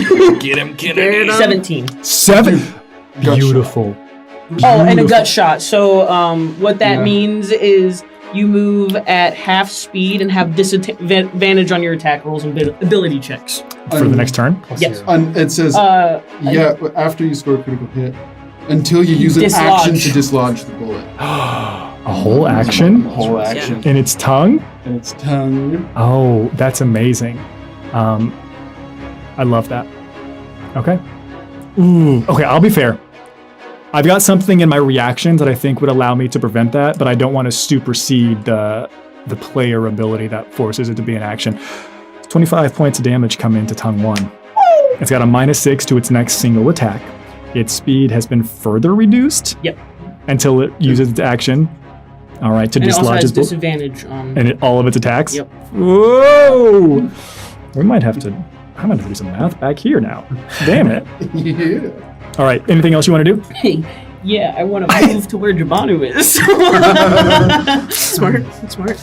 I see move away from the giant creature. I have another plan. 5, 10, 15, 20, 25, 30. Feel good about that? Move me just back like a little bit more. There you go. Beautiful. All right, that's your turn, Kennedy. We've now arrived at Jabanu, followed by Silas, followed by Enoch, followed by Icarus. Jabanu, you just watched 3 people get consumed by worm. Iris, we could just leave. 50% right now, we could just leave. No! Ah, dang it! All right. I'm going to swing it and fire it again. Okay. And I'm going to use my another Go Rider on it. Woo! Okay. So that'll be something well over 20. Something well over 20 is Yes. exactly what I'm looking for. Yes, something well over 20. Hell yeah. All right, cool. And that'll be another one of these bad boys. All right, that'll be a total of 10 damage from that. All right, so I think my idea is I think I want to cut them out of there. None of my sharp weapons will work for me except for one. This is important. There's a reason I described the belly of the beast the way that I did. There seems to be some extra additions to its chitinous form that appear to be those tumors that look like they are built from the building blocks of previous old civilizations. Ew. The reason I intentionally added it in there, it looks like it's remarkably hard to cut through or to I get see. into it from the outside. No soft underbelly. There is not a soft underbelly. It's just Yeah. a chitinous tube. All right. With tumors. Drax. Okay, so I actually think my Not shillelagh. impossible, but I actually think my bonk stick will be the best bet. okay. All right, guys, I'm coming to get you out of there. And then I'm gonna raise it up, and I'm gonna run that way. Run 30 feet that way. Yep. Okay. See if I can. Jabanu started the turn saying, I think we should just leave, and now rushes into the fray. Do you want to go this way, or do you want to go this way? Jabanu. The Silas side. I'm in the Towards it. middle. Yeah. Steel Defender side. 10, 15, 20, 25, 30. I'll let you get right there. All right. Within 10 feet of the worm. Am I in bonk range or You were within 10 feet of the worm. within 10 feet? Oh, no, I'm not in bonk range. You're within eating range, though. So I do have I do have a ceremonial dagger I can throw at it from 10 feet. If only Nim could see it. Yeah. All right. Take this, and I'm going to Make your attack. Chuck it. Yeah, and I won't use my special thing. So I'm just going to do a normal attack. Oh, that's still something over 20. That definitely hits. Wow, that's doing well. Okay, what's it? A dagger? D4, I guess. Yeah, that seems reasonable, even though it's a special ceremonial one. Yeah, just D4. So it's 4 damage. 4 damage. It has taken 14 points on this turn since it is swallowed up your friends. And you know what? That's important to know. Screw it. I'm also going to, as I pull out the dagger, I'm going to bathe it in radiant light. Okay. As I use my torment martyr ability, I'm going to take 5 damage, but it's going to take an extra 10 radiant damage. An extra 10 radiant damage. Okay. Yes. I'm tracking this separately. It has now taken a total of 24 points of damage this turn since it has swallowed your friends. Yes. Sounds like a lot. I imagine there's something else you could possibly do to my worm. Right. Are you done? I think I used all my attacks and such. We go on to Silas, followed by Enoch, followed by Icarus. Silas, what would you like to do? Now, the above table question. We're tracking the damage that it's taken since it's swallowed. Strangely enough, but I keep not- saying that. Not the damage done to the tongue. No, I'm tracking that. The tongue one has taken 25 points of damage. Worm has taken 24 points of damage since swallow. Since I want a justifiable assumption that if I beat the worm, it gives me my friends back. A reasonable person might believe. Let me ask you all a question. Let's imagine that Is Silas a reasonable person? I put a delicious baked good of copious amount on the table right now, and I said, "Everyone eat this." And then I began to pummel you all in the gut immediately afterwards. You have a reasonable belief. You have a reasonable belief that if this thing takes enough damage, that it might regurgitate after having just had a big meal. Okay. I like want a sea to cucumber. run around the opposite side of Jabanu. Okay. Up to this side. So it's The opposite side of Jabanu. Yeah. 5, 10, 15, 20. You want to keep going? Yeah. 25. 30 will get you right there, or you can be closer to the well. Well, I have 40 feet of Okay, movement. You can get all the way up here. to it. You want to get closer to Javon, or you want to get closer to the worm? Just to the worm. I want to get in melee. You are in the business range here. Amazing. And I'm gonna try to strike it. Okay. We'll do the first attack here, which will be a 15. 15 does not strike. It Okay. just misses. And then the second one will be 26. That hits. I am going to attempt a Slayer Strike here, so it's a con save from you. Do I have any reductions on my saves, or just my attacks? I think it's just attacks and ability. Thank you very much. But it was a -6 to the next roll. To the to next attack. To the next attack. Yeah, I'm not going to steal this one. You want to get people from attacks, I think is what it is. All right, my con save. My con save is a 15. That is a very low roll. My DC has been lowered, so you save because of that. This domino effect do be wild. However, because I used a Slayer dice, I do get to, for the first time, use my Essence Absorption Hell feature, which means I'm going to siphon 5 temporary HP from this thing's essence. Badass. And how far away is Kennedy from me? Kennedy looks as if, let me do some counting for you. Looks like about 55 feet away. Amazing. That's within 60. Watch. Get over here. It's worm time. We're all going in the worm. It's pretty great Hey. so far. Kennedy, do you want to use your reaction as I'm activating the special feature of Dine's Will, my longsword? You can make one weapon attack right now. Yes, I do. Go for it. You feel as if there is a will that is Slayer in nature that is simultaneously exerting itself over this innate domain, breaking through what you all have been dealing with. And unfortunately, you've never seen die. Nope. It misses. Misses? Yeah. Okay. What'd you get total? I got a 2 on the die, so it's a 9. Okay. The shot was taken? The damage that I No, it deal was a 10. Still didn't. is going to just be 7 slashing and 1 necrotic from the hex. 7 slashing and 1 necrotic from the hex. We have now dealt 32 points of damage to the worm since it has swallowed your friends. And now I get to make a Constitution saving throw because it has crossed this threshold. Now, the DC for me to save is 21. Okay? This thing does have a significant modifier for its con saving throws, and I currently have no deductions or subtractions from this, but I'm going to play this fair above board. I've rolled this one for all the big rolls, and they've been shit so far for me, so I'm going to hold on to this true. I have a plus 11, and I'm trying to beat a 21. Oh no. Milf, help us.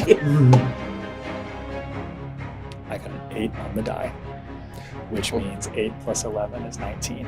I fail my Constitution saving throw. That's the dice that screwed me over. I fail. Oh, but this is a good thing. This is a good thing. I failed. It regurgitates all of the creatures that it has previously consumed. All of them? Like an entire city? Like old Archaea? Like, There will be some other things It's that going to come be out of this big. Oh my god.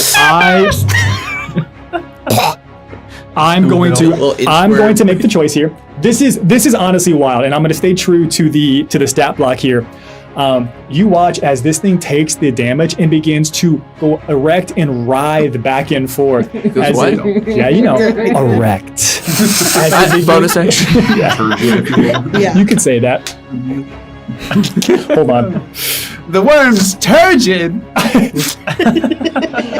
As I'm going to choose where I'm dropping you all within 10 feet of the worm to be as optimized as I possibly Yeah, can this be. is not good for someone. I'm Like, going to put come Nim over on this side, away from other people.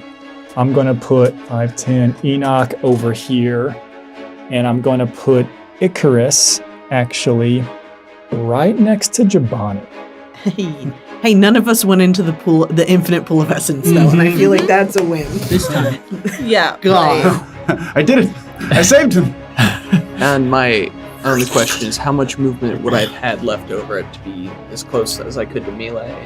You only have 5 feet left because I got you like within like 5-10 feet. You got all the way up into the business.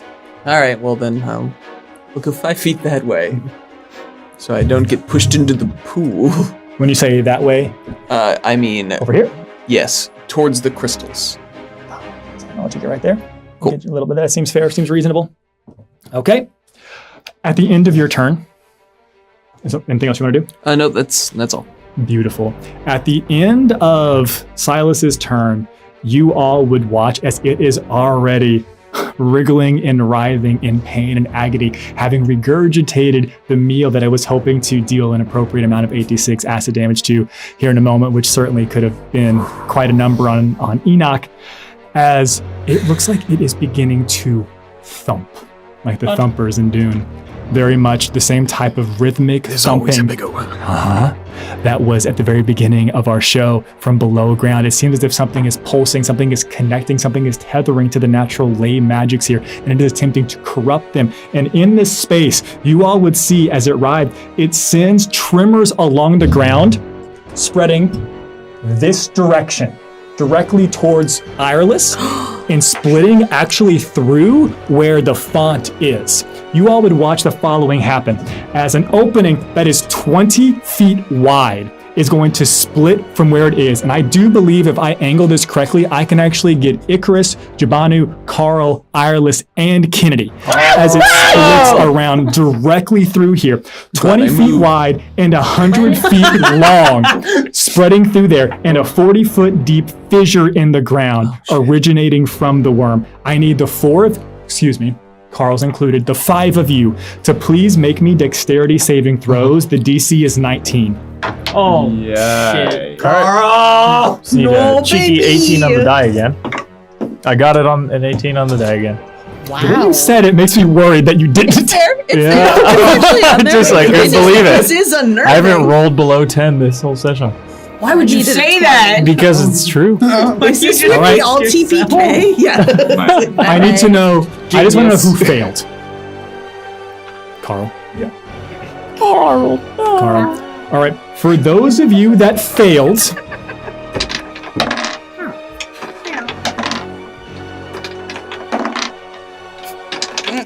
Oh, Bye, Carl. you hate to hear that. It's like feeding coins into a parking meter. and it's, and at some point you'd be like, why doesn't he show up them all at once? I'm like, I like it. It's a little treat. Roger, this is your game too. It's a You're little allowed to treat for have me. fun. It's a little treat for me. If those of you that failed, you take 19 points of bludgeoning damage. Bye, Carl. And you have fallen. Is Carl gone? Is Carl deceased? Carl is deceased. So, as Carl begins to fall into the cavern, Enoch sees it and he yells, "No, Carl!"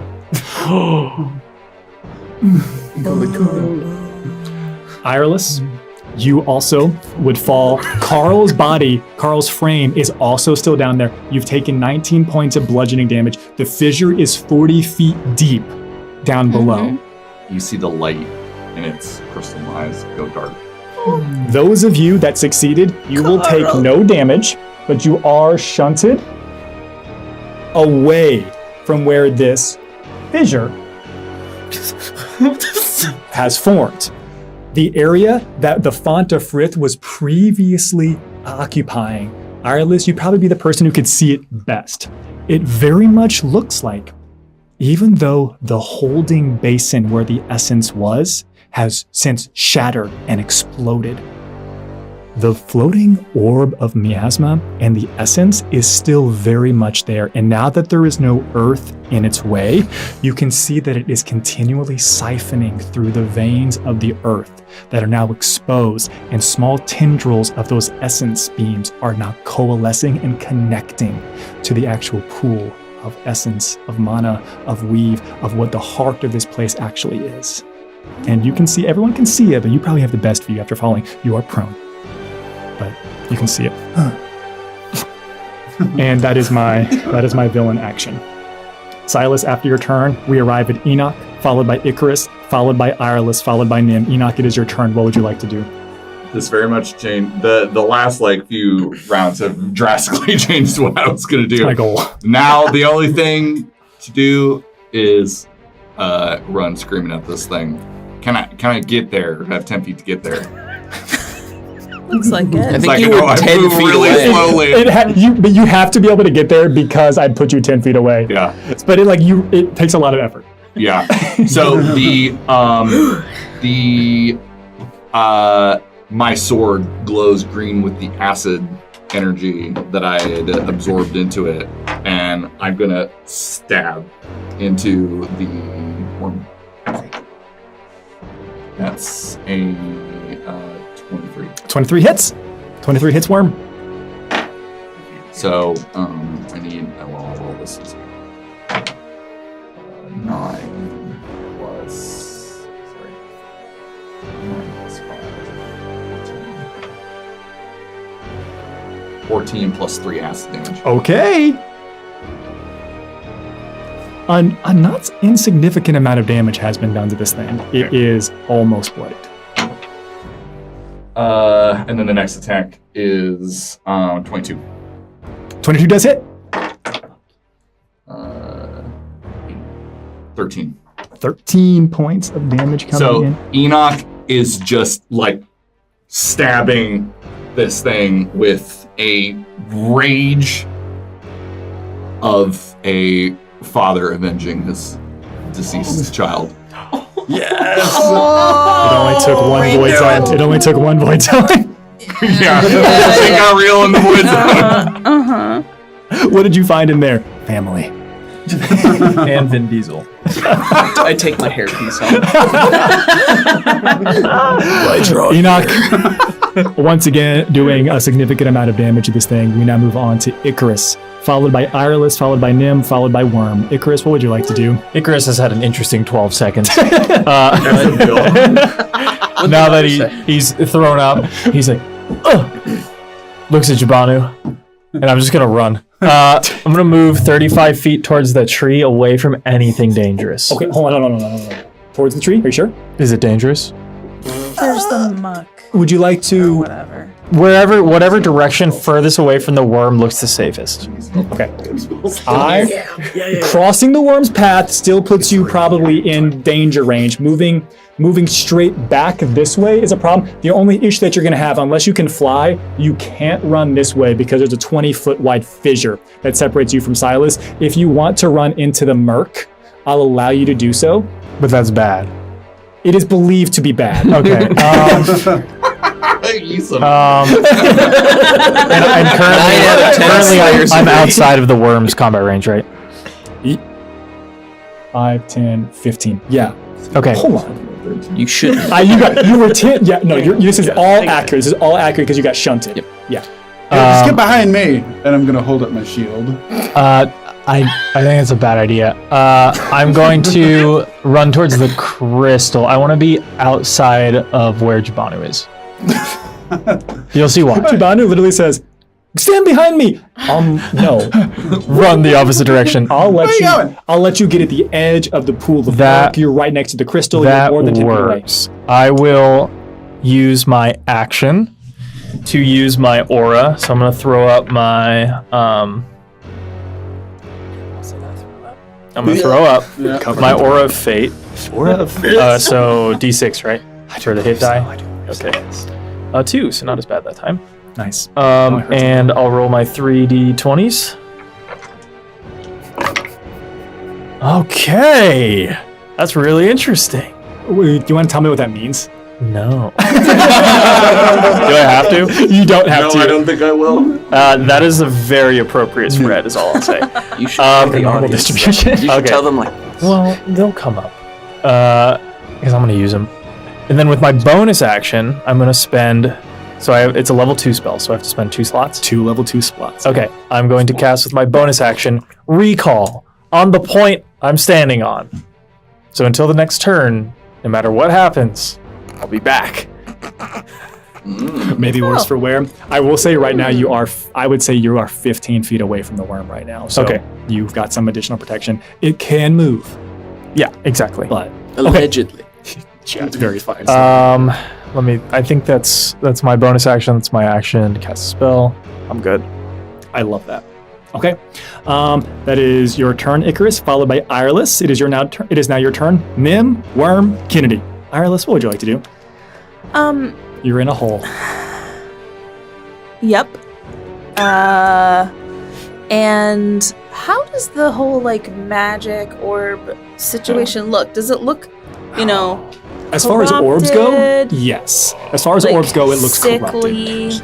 It doesn't look, to begin, the way that I described it previously, it doesn't seem as if death exists in this place in the way that we would understand natural order and decay or the cycle per se. Mm-hmm. This very much looks like it is an affront to the natural order of things, though it does look as if it is corrupted. Wonderful. I love those words that you used.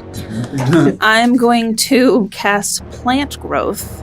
Ooh. How interesting. Inside this rift, which I want to keep specifically in this rift, so not up on the ground. It's Okay. 100-foot radius. Sure. You said it was a 100-foot line. It's a 100-foot line, 20 foot wide, 40 feet deep.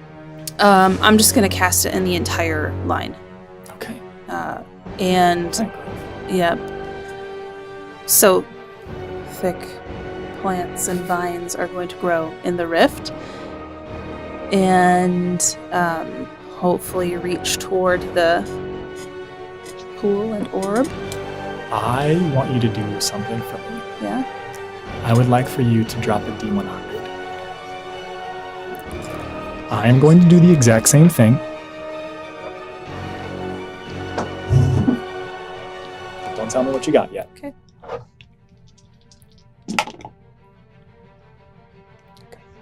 What'd you get? 79. So, well, hold on. Just you wait. I'm playing games back here, right? It's what we're all doing in different seats. And I was like, you know what? If it's within 15 of what I've rolled, and I rolled a 90. Ireless, the moment that you cast plant growth, you feel as if you have an opportunity to you would probably never have experienced this the same way. I would have explained this differently to Silas. You feel as if you have a modicum of control over the space that you are in, so long as you are standing in the flowers that you have just seeded here. Ooh.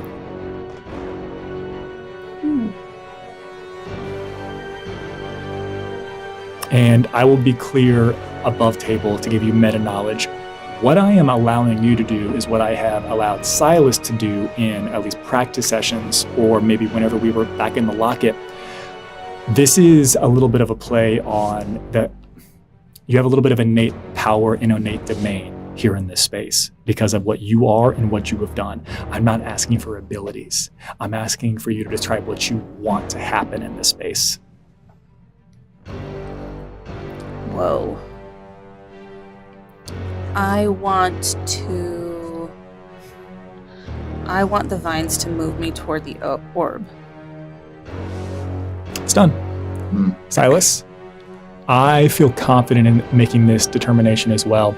You have gone on a hunting trip with Ireless in the past. You have watched them activate plant growth to bring life back to a space, and you are watching as Ireless, who has just fallen prone, is being lifted up by the plant matter that they have created, which is clearly alive here in this space, and they are being lifted up towards the floating ball, the floating orb of miasma that is the essence in this space. You are right next to it. I want to touch the orb. Yes, yes. I would like you to please and thanks make me a DC 25 charisma saving throw. Oh. And she immediately does the exact thing that you did. Yeah, it's what I would have done. Yeah, it's an order, I'm like- guys. Oh, it's not good. You are I so can't justified today. Can I see into the chasm? Oh, yes. You could have seen it from where you were at. A little bit of a weird angle from the ledge there, but now that Ireless is up at the orb, lifted up at the orb, you can definitely see that. Did you fail? She's got a With plan. a +7, I did fail. Okay. She's got a plan. And then I see her go. And I'm like, no! Orb. That's what I did. Unless somebody wants to help me. Ireless, you immediately feel yourself being pulled. Yeah, you need to be within 15 of me. You would watch as Ireless begins to shake. There is something that is possessing their very form, their very body. You would have just maybe not seen yourself do it, Silas, but you can tell a possession whenever you see one. We're collecting them recently. Can I have a reaction? After I describe this, yes. Okay. And you would watch Ireless as you are quite clearly floating in some type of astra, some astral empty space. You can see an orb that very much looks like the planet of Braithos. Certainly you've never seen it from this perspective. You can see bodies of water, bodies of land. You can see that there is a net of some kind that is surrounding the actual planet. And you can see what is different from Silas's vision here, as there is a golden pulse that appears to be like a heartbeat coming from the center of the planet here. And you are watching it get fainter and fainter. The Han Moon.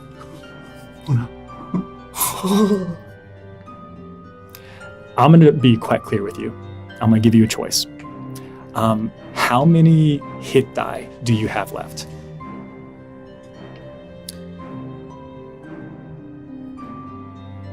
I've only rolled 1.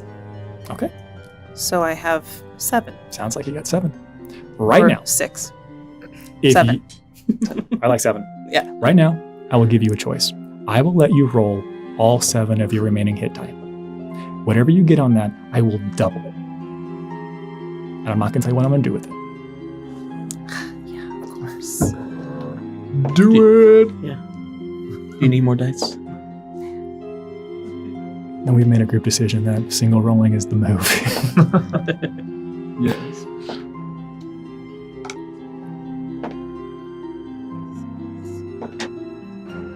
$34. Did you already double it? No. 68.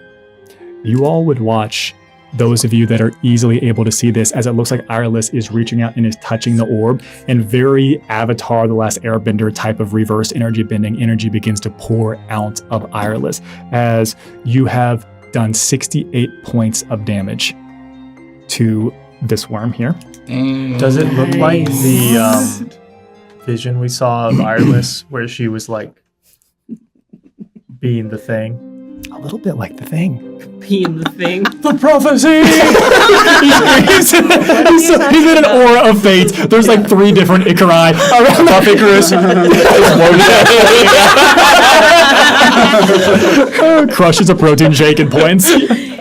68 points of damage come into this thing. Holy shit. And you are immediately incapacitated. Oh. You are reduced to 0 hit points, and you go crashing back down to the ground. All right. You're essentially going to accrue 2 levels of battle fatigue as soon as you come into the ground and take damage. Still in the Ravine. ravine there.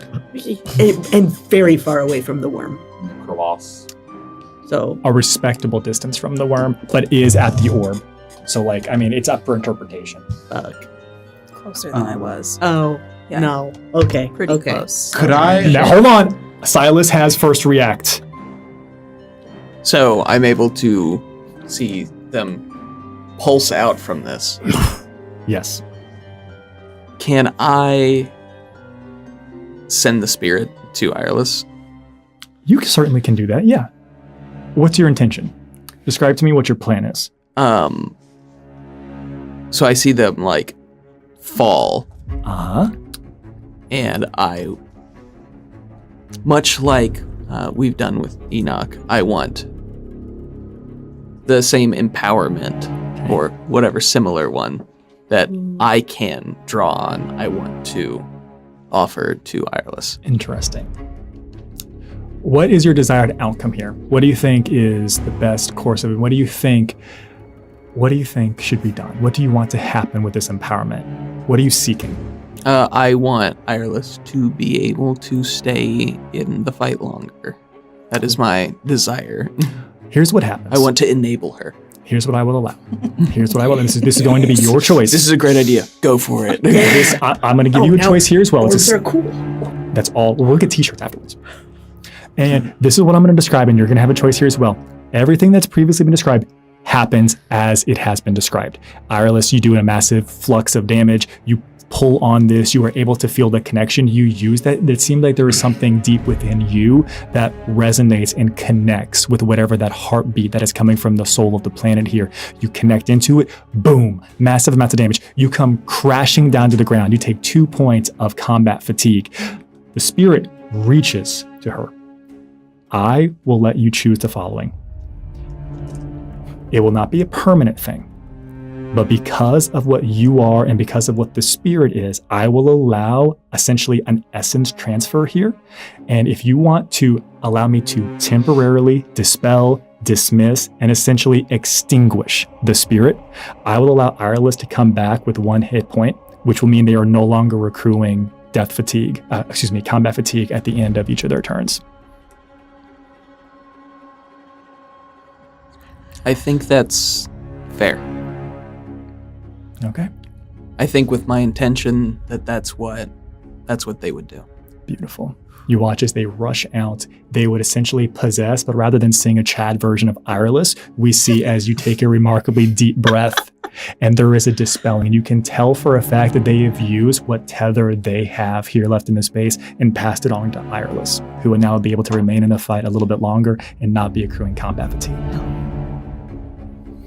The worm is beyond bloodied.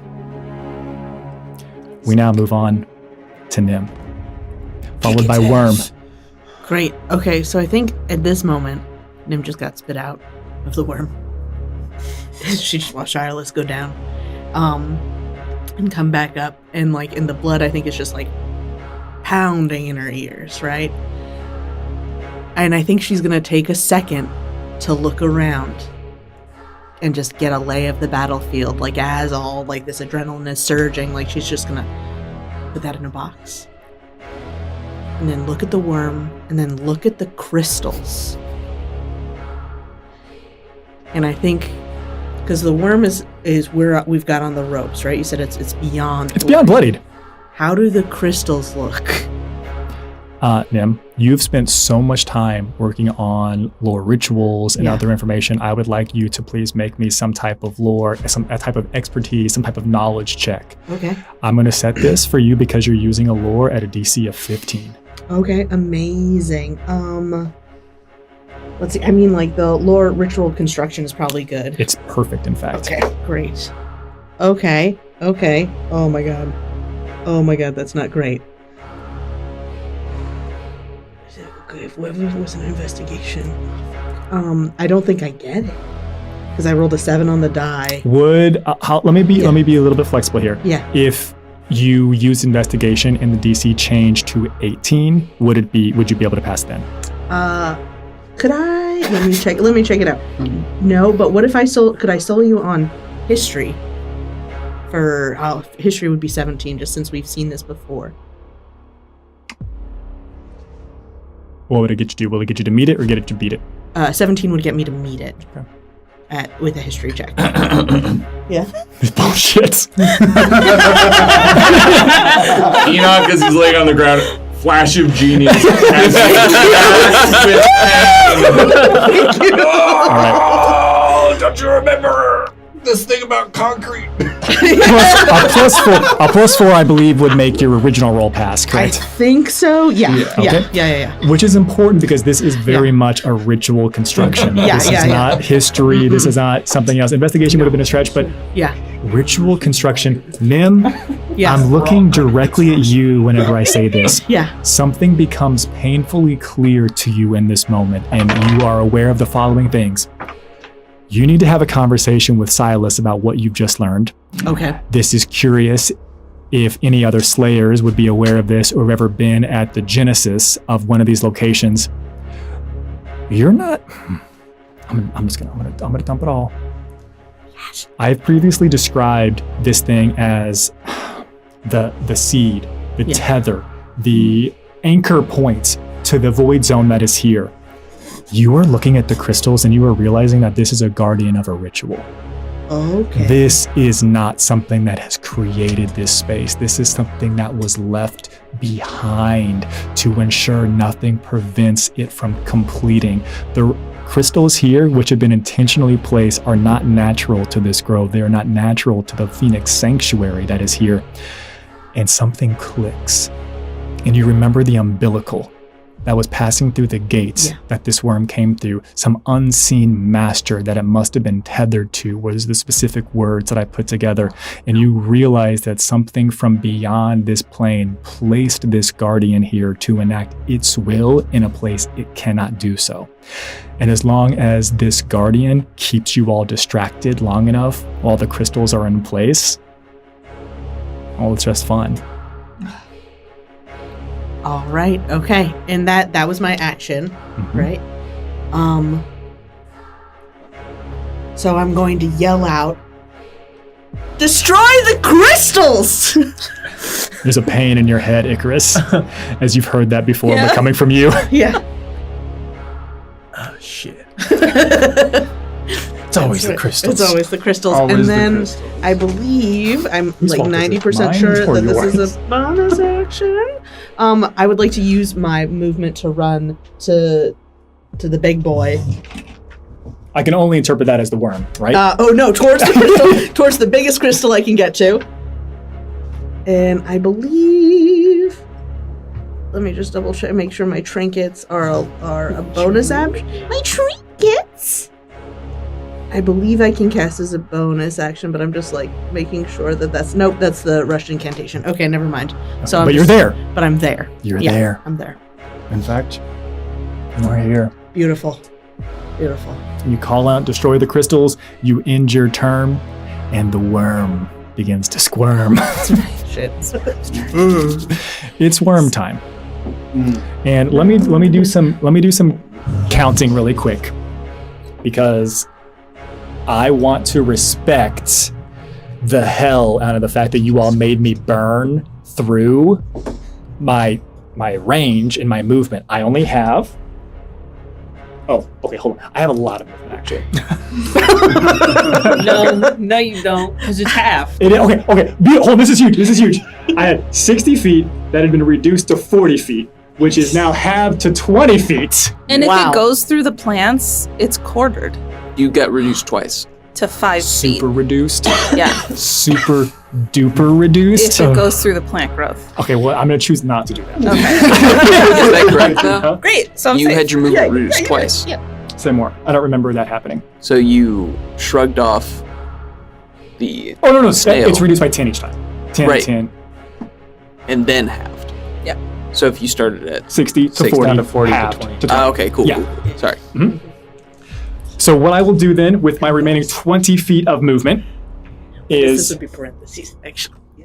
I am going to do the only reasonable thing, and I'm just going to position myself by kind of swinging around so that Jabanu, Icarus, and Enoch are within my threatened area. Some of you have an idea of where you're going. Some of you, this will be the first time. Could you remind me what my First time. adjusted AC is now? 13 plus 5.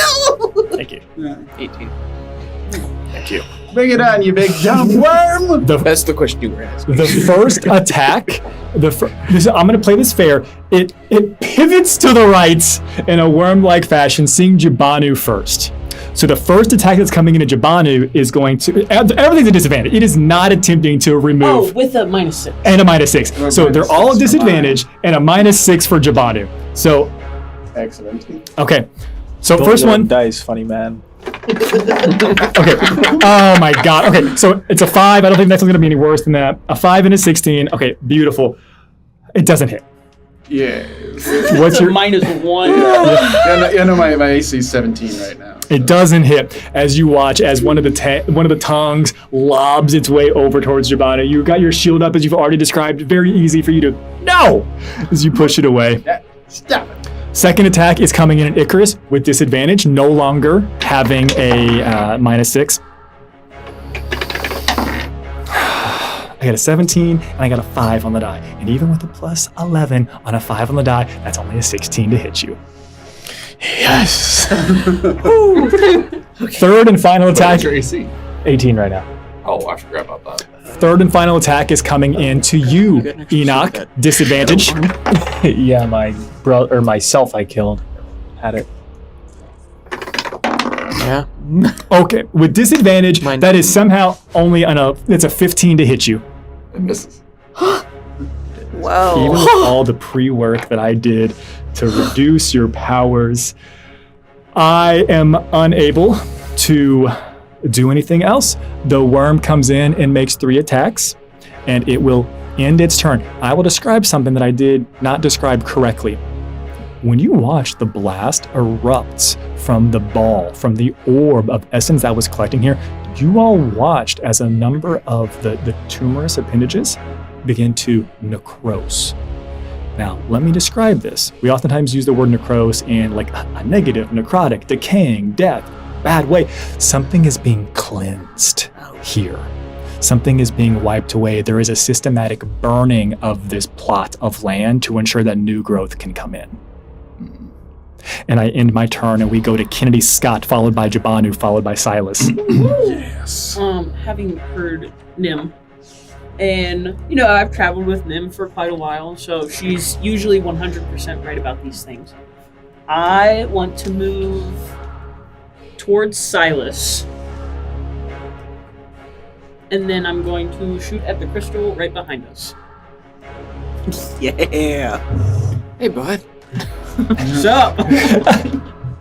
All right, you're pretty quick. Move over here. You're right around Silas. You shoot at the crystal. I will tell you right now, so before you tell me anything that you drop, the AC for the crystals is 15.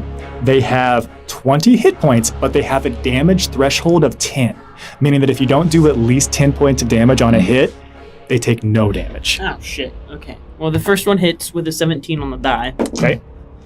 The second one does not hit. No. 10 exactly. Okay. Yeah. We're gonna call the first one that was attacked Crystal 1, Crystal 2, 3, 4, 5, and 6. Crystal 1 has taken 10 points of damage exactly.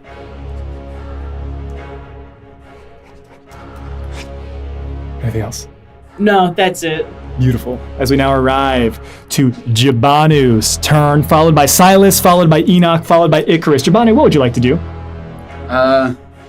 Dim! Radiant and necrotic on the crystal. Great question! You did not receive that information. All right. I'm just radiant! I flew over there. Yes, I think I'm just. Oh, thank you. Yeah, I think I'm just going to run up and attack the crystal. The only reasonable thing to do. Yes. The one next to Icarus. Yes. Okay. And I am going to bonk it. Yeah, bonk it. All right. Okay, good. That is Crystal 6. Bonk time. I'm gonna use my special thing. Whoop. Oh yeah, that hits. Yeah, you said it was only AC is 15, HP is 20, DT is 10. 20. Got it. Let's do. I'm going to take another 5 points of damage to do my 10 radiant damage for a total of 21 damage. Yeah! Would you like to describe what it looks like whenever you destroy Crystal 6? Yeah. I'm gonna. I pull her up like another big swing, like I baseball bat the top of it, like as my shillelagh moonlight stick glows with dream power. The power of dreams. Yeah. You destroy Crystal 6, and you watch as something seems to be, for a moment, you can watch as there is something that is being drawn into the remaining crystals, as if your destruction of Crystal 6 has forced the other ones to go into overdrive here in the space. I need everyone who is within 10 feet of a crystal. Yep. 10. Silas, you're officially 15 feet away, and that means that Kennedy, you as well are also outside of 10 feet. The two of you, even though you just destroyed it, this is the effect of its explosion appropriately as well. Nim, Yep. you as well. I need you, everyone who is there, I need everyone to roll one of their hit die. Okay. Ugh. Uh-oh.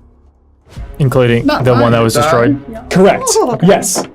My hit die is so juicy. Yeah, I know. It's good for both of us.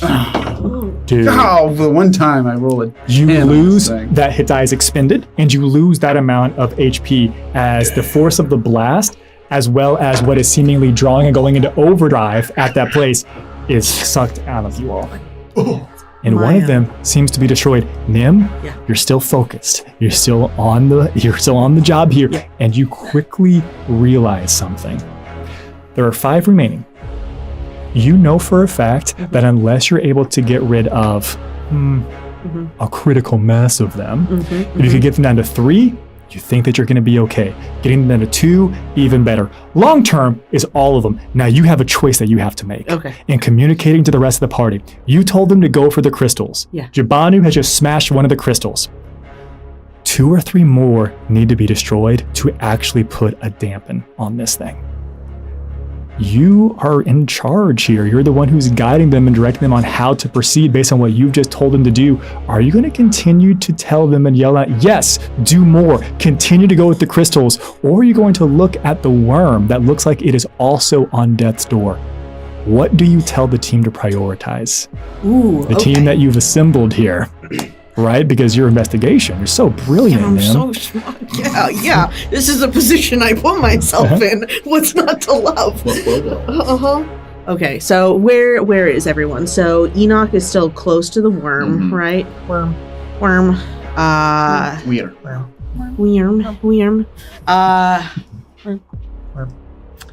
Okay, so I'm going to yell at Kennedy, keep shooting them! We need to get like 2 more! Stay back, everyone. You're watching as life force is being sucked from Nam while she's yelling. Yep, just one though, just one. All those low hit tripped. roll dies are finally like coming in clutch. Oh, knowing me, if I did this, it would be an 8, and I'd be like, oh! How did I roll a 9? Yeah, so ideally I would get Enoch away from the worm, but your move speed is so slow. But how many turns would it take you if you dashed? How many turns would it take you to get to a crystal? I have a way to get to the crystal. Okay. I'm gonna. So on my turn. Okay. Enoch, get to a crystal. Do you know? Do you have a range limit on which one you can get to? Far one over there. Sweet. Okay. I'll meet you there. Okay, and then on your, because that'll take your. Okay. Everyone else, kill the worm. All right. And then So I yell that out. Okay. We end your turn. You've given the information, Jabanu. Oh. You've been given instructions. Great. Is it my turn? No, not yet. Almost. Almost. Okay. All right. And I'm not going to stop swinging. I'm going to turn around and do my second attack on the worm. Okay. Yeah. Hell. Yeah. And screw it, I'm going to use my last special hit on this guy. Okay. Yep. That hits. And screw it, I'm going to burn another 5 hit points and gonna. Oh no, I can only do that once a turn. But still, it's going to be some good damage. It's going to be 12 magic bludgeon. What was the attack to hit? The attack was Okay, it hits. 20. How many points of damage? 23. That'll be okay. So that'll be 12. So that'll be 14 points. No. Sorry, it's not. 17 points of damage. 17 points of damage. Damn it, I meant damn. Damn it, that's a lot. So good. 17 points of damage coming into the worm with your second to hit, and it looks like it is somehow weaker, having had one of the crystals destroyed. You smash this thing. We end your turn, Jabanu. We go to Silas. You've heard Nim call out some instructions. You can see that the worm looks weaker. You can see that there seems to be something happening to the crystals here as well. What do you want to do? That connection with the spirit is gone. I'm not gonna get closer to that thing. That's fair. Okay.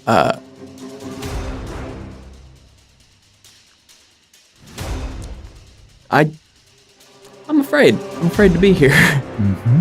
I think I'm going to sheath my sword, and I want to move as close as I can to Crystal 2. Okay. All right, Crystal 2, this one? Yeah, Okay. Hell yeah. And what's your move speed is 40 right now, right? 40. 5, 10, 15, 20, Okay. 25, 30. You can get there. Okay.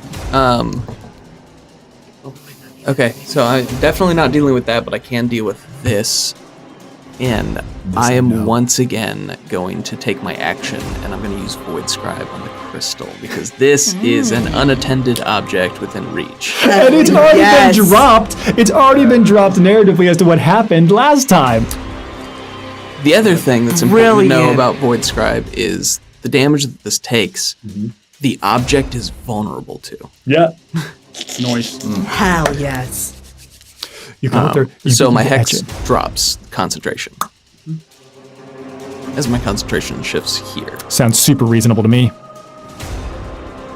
So that's what I do. And then at the end of my turn, it takes a d6 necrotic, which it is now vulnerable to. I don't know if that supersedes the Drop the threshold. damage. I don't care about the threshold for this specifically. So that'll be 3 vulnerable up to 6. It takes the full 6 points of damage, and you watch the following happen. That 2 to 3 foot bubble seems to encompass the crystal itself, and you watch as there appears to be some type of large, long, thick tentacle that begins to wrap itself around the crystal there. There is a clear distinction between what your vision sees here in this glade and what you can see in the bubble that surrounds the crystal, Silas. And you watch as the tentacle begins to wrap around it and squeeze. And you watch as it shatters. Turned its immune system against it. Well done, Silas. That's crazy. I'm out of movement. The problem with this is that you have destroyed Crystal 2. But the bubble looks like it remains. It looks like it is beginning to shrink now that there is no longer an object that is holding that sigil, that rune there. But you can still see the wriggling and the writhing of this tentacle in some type of astral space, which luckily Silas now recognizes as the space that you just previously visited when you first touched the essence pool. Oh, you freaky bastard. Well done. 2 crystals have been destroyed. If I drop concentration, does it go away? I would let you know that it felt, again, I don't know, it feels like there's nothing for it to be concentrated on anymore. Oh, good. This was just a door. Neat. It feels like it is fading, and by the time you get to your next turn, it will have faded. Since it's destroyed, but it's bubbled, do we have to roll hit dice? Or, Nope. Oh, sick. Okay. There's a benefit to doing Slayer stuff. That worked. Yeah! Do it again! The worm. Give me like mechanically 6 seconds. As we end Silas's turn, Period of time. Keep coming out. Icarus keeps bringing it up. We make it to Good Enoch, unit of time. followed by Icarus, followed by Irelis, followed by Nim. Enoch, it is your turn. You can do so much in I 6 have to do it seconds. on my turn, but Enoch sees what's going on. He cannot get to those crystals that are, farther away. I'll got one ace up my sleeve. He takes the clockwork bolt that he has demonstrated before with the blades that come out, sticks it onto the arcane pistol. So this is a cantrip. Yeah. Points it and fires it at the farthest Wait, crystal over actually, there. come to my crystal Oh. for sure. Yeah, if you Crystal don't mind. 3, Crystal 4, or Crystal 5? Which one is Nim's? I'm sorry, there's a worm in my way. In there, buddy. You already got it. Okay, so that one then. Yeah. Okay. Yeah. It has an AC of 15. Okay. If you want to hold your action, I can give you 3 extra d6 on my turn. But I didn't do that. never mind. Go ahead. You got this. You got this. I'm gonna cheer you on from right there. In the interest of Hell yes. Yeah. in the interest of honesty, Yeah. I We hate hurt myself. Or I had to take a spell slot, but I also rolled one. No, you didn't. You rolled a 19. Yeah. So how Fuck does you, gods of fate! You go to shoot, and of course, everything's a little slower for Icarus because he's faster than everyone. And he goes, he's looking at it, he's like, Enoch's stressed. That one looks a little bad. And he's kind of like playing out the scenes of oop, no, missing that would end up in, getting swallowed again. So let's, this one, and it's, you just feel a very firm grip on your arm and go, nah, this way, buddy. As Buff Icarus just alters your aim by like a millimeter. All right. And direct, like, not a crit, but as strong of a hit as you could ever do without it. So he fires the bolt He's trying to Yes. present into himself it, as the and Alpha that's Icarus. 5, 9. It's to scare off 13. competing Icarus. 13 points of damage But going into armor Crystal Icarus. 4. Crystal 4. But Elpis as love. the clockwork bolt embeds itself into the crystal on its next turn, On the crystal's turn, I will allow it. The crystal's turn will be the same time as the worm's turn. if it doesn't take an action to remove the bolt, I'm gonna tell you something about crystals. They don't have actions. the bolt will begin to spin around And whirligig, and do 13 additional points of damage. Okay. badass. So it's boring into it. And Enoch yells, "Just let it do its work." Begins to burrow its way through It's a it. brilliant device. A strong turn, which is soon going to pay off remarkable dividends once we That make it to is worm time. The only thing that I can do because it's cantrip, so I only get one. I call this my vibro rod. Not even using the iron rod. Not to be confused. We now arrive at the turn of Icarus, Now that the Robo Kids are gone. followed by Ireless, followed by Nim, followed by Worm. Icarus, what would you like to do? So I've already expended one timeline. Yes. So Buff Icarus is gone. Yeah. And you just see an incredibly frail Icarus and a very normal looking Icarus. And those are the two remaining. Take from that what you will. Looks emaciated. Nim, did you say destroy the worm or help with the crystals? I think we've got the crystals. Kill the worm. You got it. And Fuck, I'm next. I'm going to. Yeah. How are you looking first? Me, I'm looking all right. Okay, then I'm going to do this. Icarus is going to start forming something in his hands, and just like you see it just starting to grow.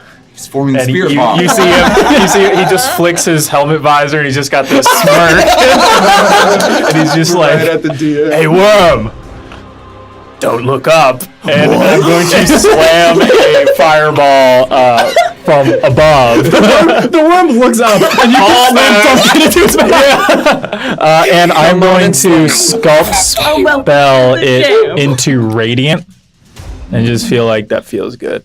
Here comes the sun. So that'll use my 2 third-level spell slots, and I'm gonna start rolling a bunch of dice. Hey, Oh, can we make a long story short?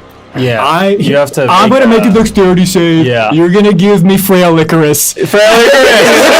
You got it. It's a 1. You failed.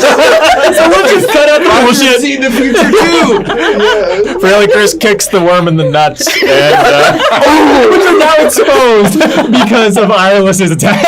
I salute him. He turns into dust. Sounds like a thwomp. Let me get all my d6s. Well, I have Here's 4. Oh yeah. Oh yeah, I got 2. I thought we rolled 1 dice at a time. I know, yeah. Really trend breaker here.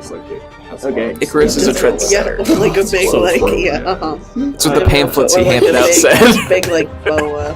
He said, I'm a trendsetter. 26 radiant. Hey, Icarus. Uh-huh. What do you want it to look like whenever you slam dunk the worm to death? He's just growing the radiant ball. He gives Frail Icarus a nod. Frail Icarus salutes, nut punches, dies, and Stabs his own ankle. And as he's slamming it down, it's very Dragon Ball Z, of course, where it just expands in the air. The worm I think, doesn't follow Icarus' instructions and looks up. Yeah. And then it's spear bombing and just like absolutely eviscerates It's just it. black and white lines. Yeah. As it begins to just carve And down. Icarus is in his evil black armor, just With his radiant sunshine ball. That's the theme. It begins to just truly, like you said, eviscerate and cooking down the worm itself. It is being erased. It is being deleted from this space, Icarus. And whenever your spirit bomb yields finally, you would see that there is a hollow outline, like someone who has been doodling on a piece of paper and has been attempting to sketch what they believe to be the frame and the form of a worm. You watch as the doodled outline begins to break away. It is not dusting. Something about its presence here is being pulled back. And you all watch as the sliver of the gate, which has been above you all the whole time, begins to close. As the last little break of this essence of the being of its form is pulled back into the Astra. And the worm is no more. And as we remove the worm, I will say the following confidently. We are no longer in initiative. You all know the trick for the crystals. I do not think it would take you all very long to collect yourselves. I want to focus on the RP that comes following this fight. You all can choose to do whatever you want, but the crystals themselves will be destroyed. Well, No as tricks, no as the gimmicks. worm falls, you hear, and this crystal explodes as it gets cut in half by the clockwork bolt. Looks like it's Yeah. worm meal. very nice. Should I read this letter? It was in the bag.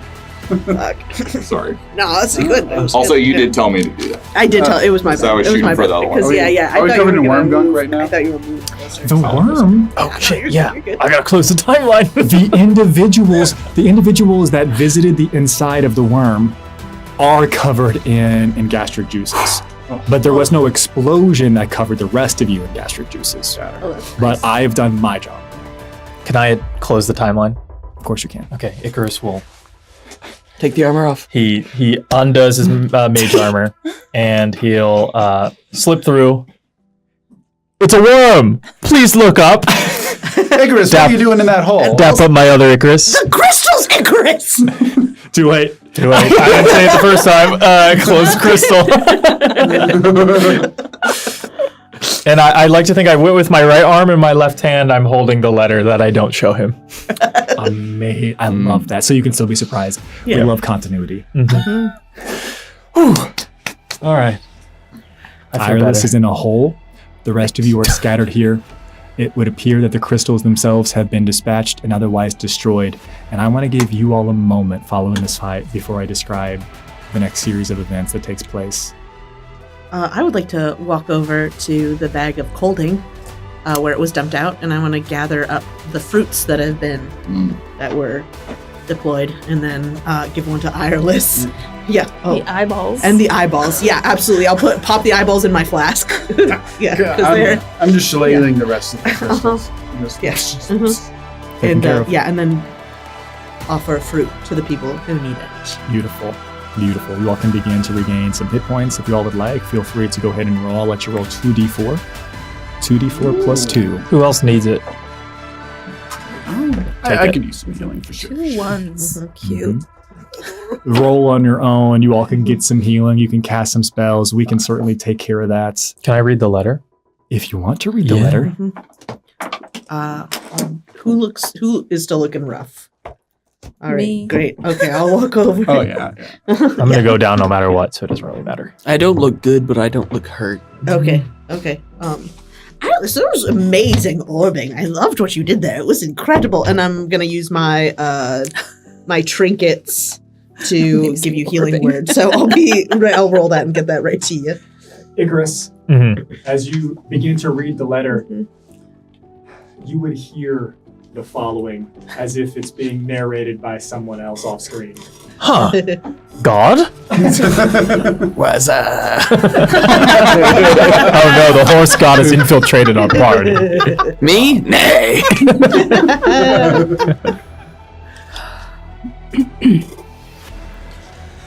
Icarus,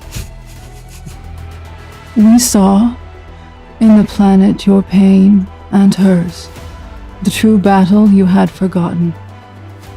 Your group did kindness for Violetta in aiding her return to the planet, and a link for her return.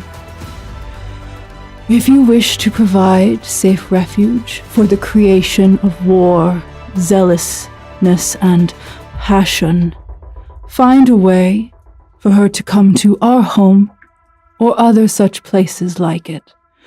The controlling strings will no longer reach M, E, and A.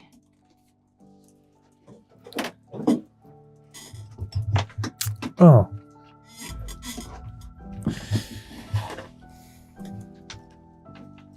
And that's what the letter says. Is anyone around me? Sure. Yeah, then I'm right there too. I think Heck yeah. I think like the plants kind of lifted me up out of the crevasse. Whatever and you I'm want the sitting, plants to do. You know, like on a throne of plants. I'll tilt the letter. I'll be like, if we find the real, or the other Majira, I think what I'm gathering is we can redeem her. We just have to send her to Meligrin and Echoina. And A for Amber? I don't know. Onwell. I don't know who that is. There's the dog. Sorry. Icarus is a cat person. It's okay, I don't like animals either. I didn't say I didn't like them, I just didn't recognize any ones that don't have magical properties that can give me unlimited cantrips, you know. There are levels to it. Where is Palvin? I left him with my foster mother. Oh, Oh, Iris, that was nasty. I'm gonna do Cure Wounds on you twice. all right. Oh wait. Actually, you might not need to if we don't. Oh, really? Why? Yeah. Well, Don't- you might. I mean, you probably should. But like, I got. How much did you heal? I will let you all say. I'll tell you all the following. Don't worry too much about the healing. Yeah. This place is going to begin to close. Mhm. You've done the good deed. Well, this is the good deed. Possibly I'm going to reverse this. Ilis, can you lift them out of the crevice there? I will ask the plants to lift Carl. It's barely an ask. The thought crosses your mind, and the flowers begin to lift Carl out of the crevasse. I do not have any spell slots left with which to revive Carl. Enoch, I can do it if you need healing, but would that even work? He can only be healed by you. And I reach into my pocket and pull out the gyroscopic sphere, the auricularium. And I'm hopefully doing. I know. Hey, pass me that bottle. I'm doing this like Wait, surreptitiously. Enoch, what is that? Oh no. It's not your concern. And it draws energy from the weave Anybody else get chills? and gives me back a second level spell slot, and then one of my crystals on my gauntlet glows, and I touch the Steel Defender, and its eyes light up again, and it stands up. And then I look around at everyone who is presumably staring at me at this point. Yeah. And I say, it's quite useful in combat. I require this assistance. Please roll me a D100. Why ever would I be doing that, Roger? I like numbers and sound the dice make. Operation Remember which one is the D10. Every time. Okay, that one, so that's a 10. So, right, That's 100. that's the 100. That's the 100. You got a 100. No, wait. Two steel Oh, no, you're defenders. right. Yeah, it must be a 10. It must be the 10. On this one, it's weird because that's, yeah, If that's, they're Okay. all zeros, it's 100. that's the 0 Oh, that's on the this 0. one. Okay. So it's an 8. Okay. It's just an 8. Just an I am not as excited. 8. Yeah, sorry. It's a disappointment. Good. As you activate your auricularium in this hollow of spaces, Seems bad. Immediately, what has been described is you have asked Ireless. You have asked Ireless to bring up your construct son, and the flowers would have placed Carl atop the ground here. And you activate the auricularium, and you watch as all of the flowers in this space wither and die. You are no longer sitting atop your throne. And you watch as, additionally, it would appear as if some of the areas surrounding this space look like it was beginning to regain some life and vigor, and it appears to be paused temporarily. The flowers have been dispersed, but it is a very minor effect if you were to put it on a scale of 1 to 100. Yeah. He shoves it back in his pocket very quickly. You didn't ask. Do you mean I didn't ask? Whatever that was, I don't like it. I mean, I'm glad Carl's back, but Yeah, agree to disagree that is not any of our concern. We'll talk about it once we're out of the bloody void I zone. feel like, yes, absolutely. We should discuss a lot of things do when we we're have to- out of here. do we need to cleanse the orb, or will it cleanse itself? I don't know. It is almost as if it is in response to what has just happened in this space. There is a sudden gout of flame that erupts and spirals outward from the bowl, the orb from which the miasma has gathered. The font begins to repair itself. The ground begins to seal back up, and the way this place was meant to look begins to flood out, originating from the center where the font is. And then you would see it. It appears at first as if it is the spectral form of a large avian creature, flaming at the tips of its wings. From the tail feathers which cascade off of it, it reforms and rises in the center, formed of shimmering glass-like wings and woven of this golden flame. And its cry rings across this space, which for the first time you all realize that you can hear normally again, not through that strange deafening echo effect. And as the phoenix, the form of this large avian creature, descends upon here, you watch as it takes the form of a remarkably androgynous entity.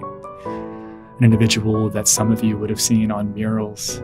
Some individuals went back a second time to take some jewels off of said mural.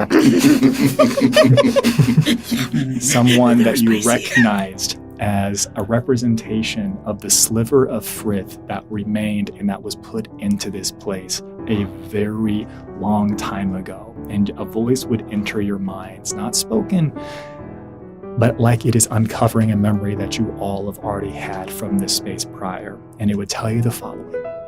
It would say, you have burned back the emptiness. You have torn the teeth from the hollow. In your courage, you fan the embers of my rebirth. Rise now and carry my fire forward. There is no doubt in many of you at this time that whatever the legend of Lyra Lanesti was in this space, you're starting to question as to whether or not they actually saw a phoenix here, or if they saw a representation of an avatar of Frith, as the androgynous individual extends their arms and begins to burn. And they take the form of this avian bird once again, and they fly beyond and past all of you, and you can feel as the warmth hits all of you in your core, some more literal than others. You all, having been touched by the flame of the phoenix, the flame of Frith, the balance that is necessary and required in this space, you all are returned to full hit points. You watch as the phoenix flies out and beyond. It is carving a path, not of destruction, but of rebirth. And as it soars out and beyond, you all would watch as a single feather falls and drifts into this space. And I do not care where it falls or who catches it. But I need it to be very importantly noted that you all have retrieved one phoenix feather. Dibs. naughty list. I don't get the feather. And it's also important to note, mechanically above board, that in coming and rescuing and saving and purifying your second font of Frith, you also are all able to move up one further point on the track for your heroic archetypes. So please be sure to check those out. Even though we just leveled up recently, some of your heroic archetypes give you additional ASI at different intervals. Oh. 20 intelligence, baby. Oh my god. Ah, damn it! This is outrageous. I have the statue. God damn it! Mine does a thing. And I am curious. Because it's tied to ancestry. And there's a table for different damage types. Which damage type is it?